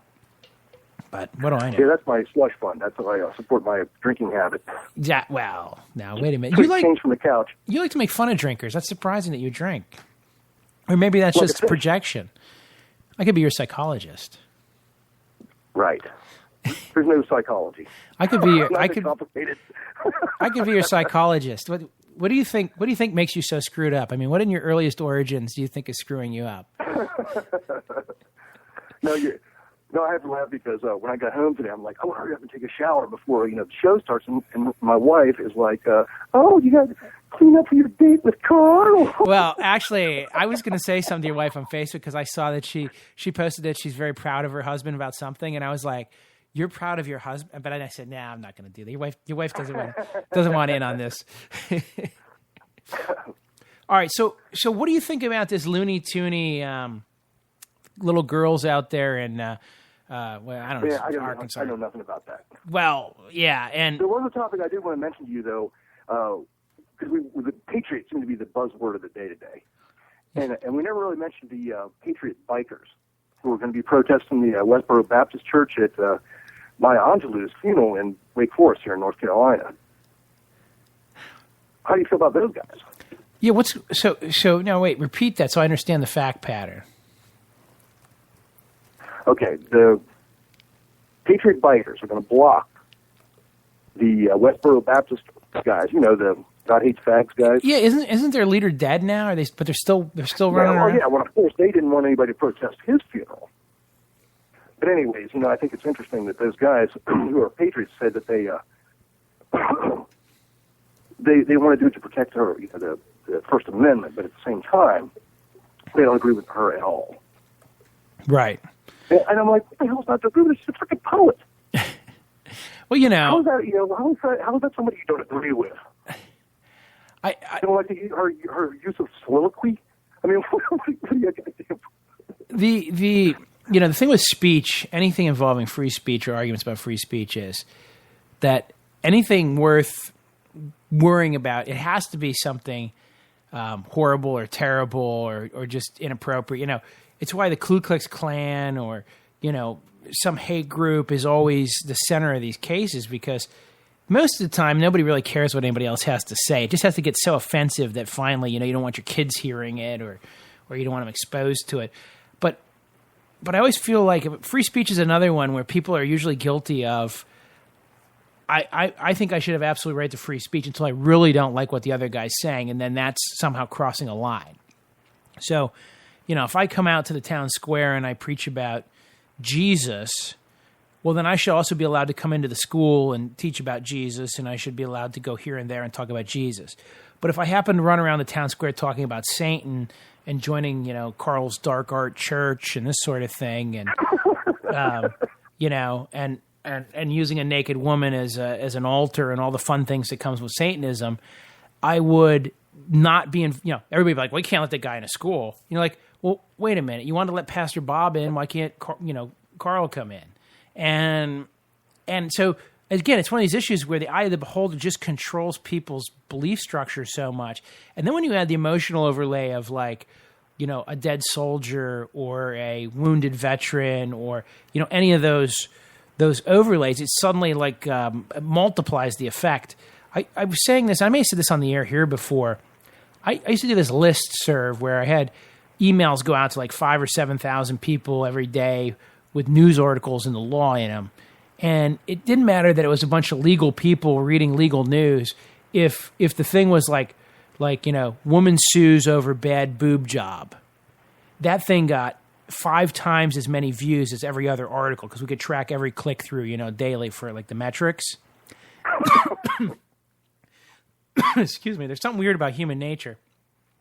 And so it seems to me when stories cross 2 or 3 lines simultaneously, they really trigger. Or if they have funny names that fit. So remember John Wayne Bobbitt? I always think that John Wayne Bobbitt would have not been as big a news if the guy's name wasn't Bobbitt, right? But that's a good point. True. Those are the semantic consequences, or those are the consequences of semantical chance when words just happen to line up the right way, or something, or there's a prurient and serious thing at the same time. So you can sound serious but still be prurient, or things have cross appeal. It's just weird how that works on the human mind. So I don't know. I digress. But so that's my best answer I have. Is I'm not sure I know what the right answer is with these bikers.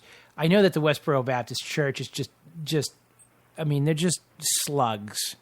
And they should probably just be shot for being as horrible as they are and for doing the stuff they've done. On the other hand, they're sort of like the test of a free society, right? As long as those idiots are still out being idiots, then we haven't completely lost our Constitution yet. I think that might be the answer. Caller, you're on the air. Hey, Karl, it's Chris. You lost me earlier on the phone. Yeah, your connection's much clearer now. Okay, I'm still in my car and on my cell phone. I don't know what happened, but So what's the latest topic? Because I just missed that whole block now. Oh man, we got Don Stevens on. We're just picking his brain. Oh, okay. What are you guys talking about? Well, we're talking about Don's childhood, basically the bad things that happened to him, around the house and that sort of thing.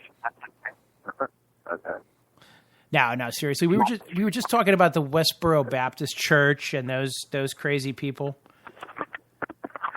Westboro Baptist Church and the bikers who were protesting and free speech and all that good stuff. Okay, gotcha.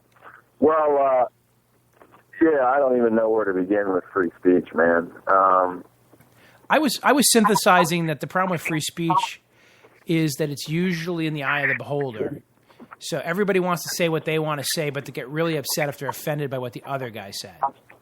Well, yeah, and I think you saw that on your Facebook when I made the comments I did. A lot of people got all fired up, and I still stick to my guns that if you're going to sit back on Facebook, and say whatever you want, it'd be a hell of a lot easier than going to Afghanistan.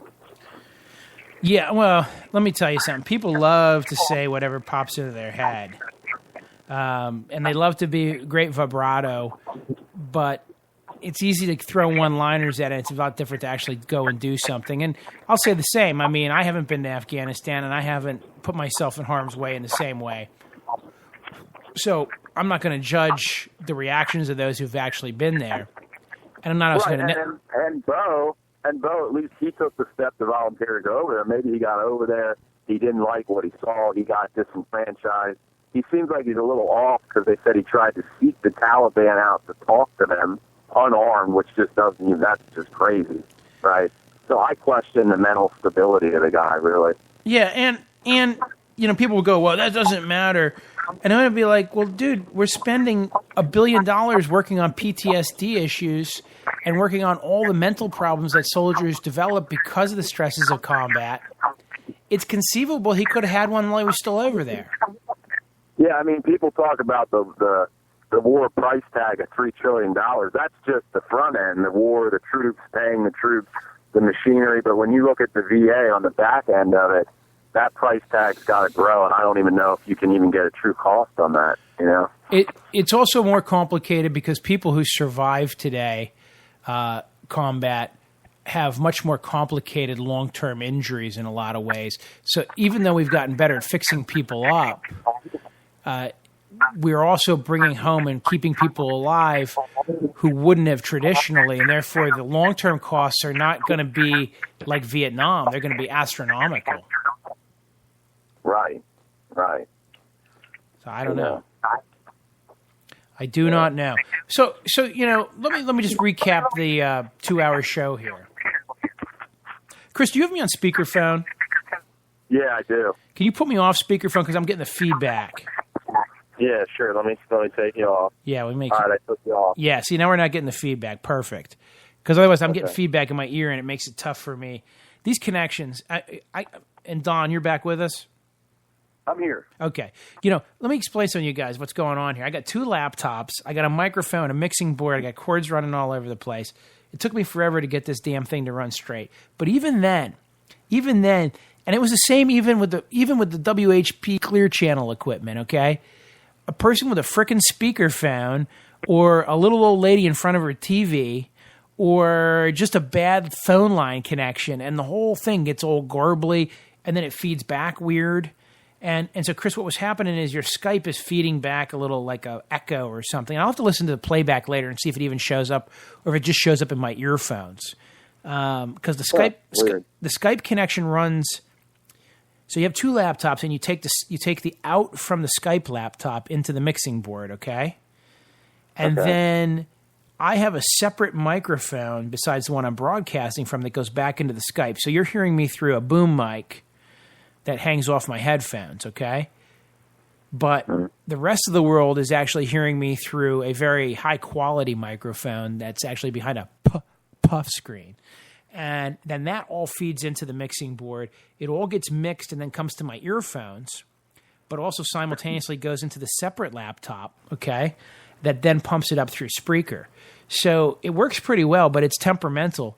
But it's just funny that even with the best equipment, it's temperamental. But I knew you were on speakerphone only because I recognize that it creates some kind of little and I think the term there's a term for this polymorphic mics, or I forget, but a lot of speakerphones, when you talk, it turns the sound off, and when you're not talking, your speaker turns back on to prevent feedback.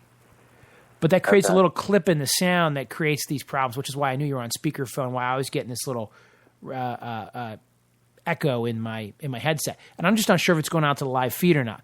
But it also kind of drives me nuts because I'm trying to think hard, and like I have to field your guys' questions. I have to debate with you. People are calling me assholes and douchebags, and I'm, and then all of a sudden in your head, there's a lot of those. Yeah, I know, and right, I know, and then in your head you're getting this little feedback is even more irritating, and then you just want to break something, and if you break anything here, the whole equipment, this equipment is not very expensive, but it just would be impossible to put back together. By the way, I want to let you guys know, I have been drinking 7 Gates Pale Ale by Springhouse Brewing Company. They're not a sponsor. They are not a sponsor. By the way, let me tell you who I want to get as a sponsor, and I'm working on this right now. One Wipe Charlie's. If I could get One Wipe Charlie's as a sponsor of the show, I'd be the happiest man in the world. I would have all the One Wipe Charlie's I could use. Think about how happy I would be. Imagine that. Yeah, you guys familiar with One Wipe? Are you guys the only people? You know, if you really want to know what a One Wipe Charlie is, and this will be a good test of anybody out there whether they're listening to the show or not. If you don't know what a One Wipe Charlie is, go to that dollarshaveclub.com, the guy that's advertising all over the place for the dollar shaves where they send you the razor blades. And he sells One Wipe Charlies. That's one of his other 5 products besides the razor blades. But if you look that up, you'll understand why I think it would be so awesome to have One Wipe Charlies as the official sponsor of the show. Because, I mean, anyhow, that's just my own personal weird sense of humor. But it is weird. But it is funny. Well, you know, I try. But you know who you should get on, Carl? You know who you should get on the show? No, but tell me. I'm sure you're about to. Carl Silverman, the guy that's like the atheist. Oh, yeah. He would call in. Absolutely. I know Karl. And we could debate a little bit. You know, I could pretend there's a God, and he can pretend there's not a God, or we can switch around. Yeah. Well, that's I want to come to that one. Silverman, by the way, is he called me one time back when I was doing the legal show with a great question, which was, if property is abandoned, you know, can I just take it? And I'm like, well, actually, under the statute, if property is abandoned, you have to, give it to the authorities. You know, you say I found this. I've seen like at different casinos in the paper, like if somebody loses a ticket for like their money on it, and you just pick it up, that's theft, and you get charged with that. Yes. So here's how I came up with that, because this just shows where Silverman's like a genius, because he was thinking about this. He went down to some courthouse or public county something somewhere where they had a creche set up. And he's like, hey, you guys got to get rid of that. And they're like, oh, we don't know whose it is. They just left it there. It doesn't belong to anybody. We don't know whose it is. So we didn't put it there, and we're not condoning it, but it's abandoned property. That was kind of like the letter they sent him back, So he wanted to know about abandoned property. And I'm like, well, you can't just take it home with you, but you're entitled to take it to the police station. So I guess you could just pick the manger and the creche and all the little camels up and the baby Jesus and load them in your car and drive them over to the police station and be like, hey, I just found this abandoned property at the county courthouse. And I'm like, there's nothing they can do to you. Silverman's pretty good. He seems like he's almost like a lawyer himself or something. Yeah, he's not a lawyer, and I don't mean it in a bad way, but yeah, no, he's a thinker. I mean, he really is. He's a free thinker, I guess they call themselves. He's a thinker. He'll put some thought into it. Another thing, and I have a buddy that hates him, by the way. I mean, hates him with a passion. He's like, I hate that guy with a passion. Is it Ken Matthews? Because Ken Matthews hates everybody. Well, And he says, I hate that guy with a passion. I hate the guy with a passion. He goes, he never dresses up like a Muslim. I'm like, well, that's not technically true, Chris. And it's different, Chris. I go, it's not technically true, because actually he was dressed as Jesus and his buddy was dressed as Allah when they got assaulted in the Mechanicsburg Parade a number of years ago, if you guys remember that or not.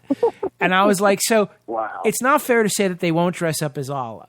But I did notice that Karl let the other guy dress up as Allah. Karl, I have 2 recommendations. I think we should take your show on the road. The first thing we should do is when the KKK has their annual walk in Gettysburg, we should go down there just to talk about free speech and actually talk to some Oh, my people. God. Listen, we can so take the show on the road. Now, the broadcast quality goes down a little bit, but we can literally broadcast off a handset. Okay? And the second thing I think we should do is you should invite Ken Matthews and me, and we'll set up outside somewhere waterboarding, and you can waterboard both of us, and then you can ask us afterwards if we think it's torture or not. I would be happy to waterboard somebody. I mean, I've never had the opportunity to do that before. Do I practice? A lot of people say, oh, it isn't that bad, and then I saw some conservative talk show guy in New York let him do it to him, and then he couldn't even last like 20 seconds, and now he said it's torture, Well, the answer is, I imagine it actually is. I've actually volunteered. I would be happy to let somebody tase me as an experiment. I'm happy to do that. I for some reason that scares me, because I heard that's pretty vicious, man. I hear it is too, but it's either that or pay money, and I figured it'd be free and just try it and see how it goes. Yeah. No, but what do you think about the KKK annual event? I mean, that's a big free speech issue right there. Well, listen. I told you those mopes are just proof that the First Amendment still exists. Okay, they should. Right. They're just like I said about the Westboro Baptist. They're a bunch of slugs. They're backwards. They're idiots. But they're crazy. They're crazy. But the fact it's important that we defend their rights because you never know. I love defending their right. I don't love defending what they believe in. The problem comes back to what we said earlier, what I said about free speech, which is most people cannot sort out the difference between what they believe in and what free speech is. If it's offensive to you, if it's offensive to everybody you know, if it's like makes you want to cry, that doesn't mean it's inappropriate speech. Right, and we got to be careful with that. You know. And by the way, it is 9 o'clock, so I could cut you guys off at any time, but I'll go for a few. We're going to run over for a couple minutes, folks. So last chance to get on the air, 717-916-5189. Let me just tell you something. It's like this Washington Redskin thing, the most made-up crap in the history of the world. They do a survey of 1,000 Indians or Native Americans or whatever the hell Redskins, whatever I'm supposed to call Native Americans, and 900 of them tell 900. You can't get 90% of anybody to say. You can't get 90% of Americans to agree on anything. I mean, you know what I'm saying? you can ask a survey about, what color should we paint, and you're going to get 60-40. You get a really big consensus. You're going to get 80-20. Amongst Native Americans, 90% are like, I don't think there's anything offensive about Redskins at all. Well, I didn't even understand what the controversy was. Just the name that people don't like. It's derogatory to Native Americans. It talks about, because you can't have the Blackskins, right? I mean, if the team was called the Blackskins, people are like, you can't put shoe. Remember when Ted Danson put shoe polish on, right, and went in blackface, like. I don't know. Every decade or so, a celebrity goes in blackface, and you're supposed to know since like 1953 or something. You're not allowed to do that anymore. But Ted Danson and Whoopi Goldberg show up, and I guess Ted was in blackface. I don't remember if she was in whiteface or not. But that was a big controversy. Well, we can't have blackskins. You can't cross the lines. In the old days in the movies, right? They used to have what was it? Not Charlie Chaplin. I'm thinking of. Who was the detective with the number one son? Charlie Chan, or what's his name? The detective with number one son. Yeah. And he wasn't, they weren't actually Asian, right? Because they would have all these actors playing Asians. Or if you watch the old The Good Earth by Pearl S. Buck, but the movie version of it, all the Asian guys are played by white guys because there were no Asian actors apparently in Hollywood at one point. So these things are frowned on. So somehow the Redskins runs afoul of this as well, even though nobody really cares, except some political do-gooders who think we don't know what we're talking about. Yeah, I mean, I haven't researched it enough.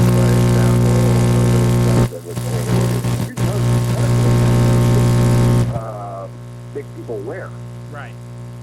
I'm getting some kind of idea that names can be derogatory and be hurtful to people. That was the thing when you were talking about still called that. And there's actually Eagle Mountain State Park there. Google that. I think it only becomes the hateful speech like that only becomes a crime when it's directed at a person. Right? Yeah, I agree. Like an individual, like I'm going to go to Giant and harass a black guy and drop the N-bomb at him specifically. Me doing it at his job. Yeah, it becomes actionable. You're harassing somebody. All right, gentlemen, I'll tell you what, I'm going to wrap this show up, and I appreciate all the callers we had tonight. We're going to be back on Sunday, 6 to 9, 717-916-5189. You can hear the show at KarlRominger.com. It automatically turns into a podcast. And go out and buy my new pretend sponsor, One Wipe Charlie's, if you get a chance. All right, guys, have a great night.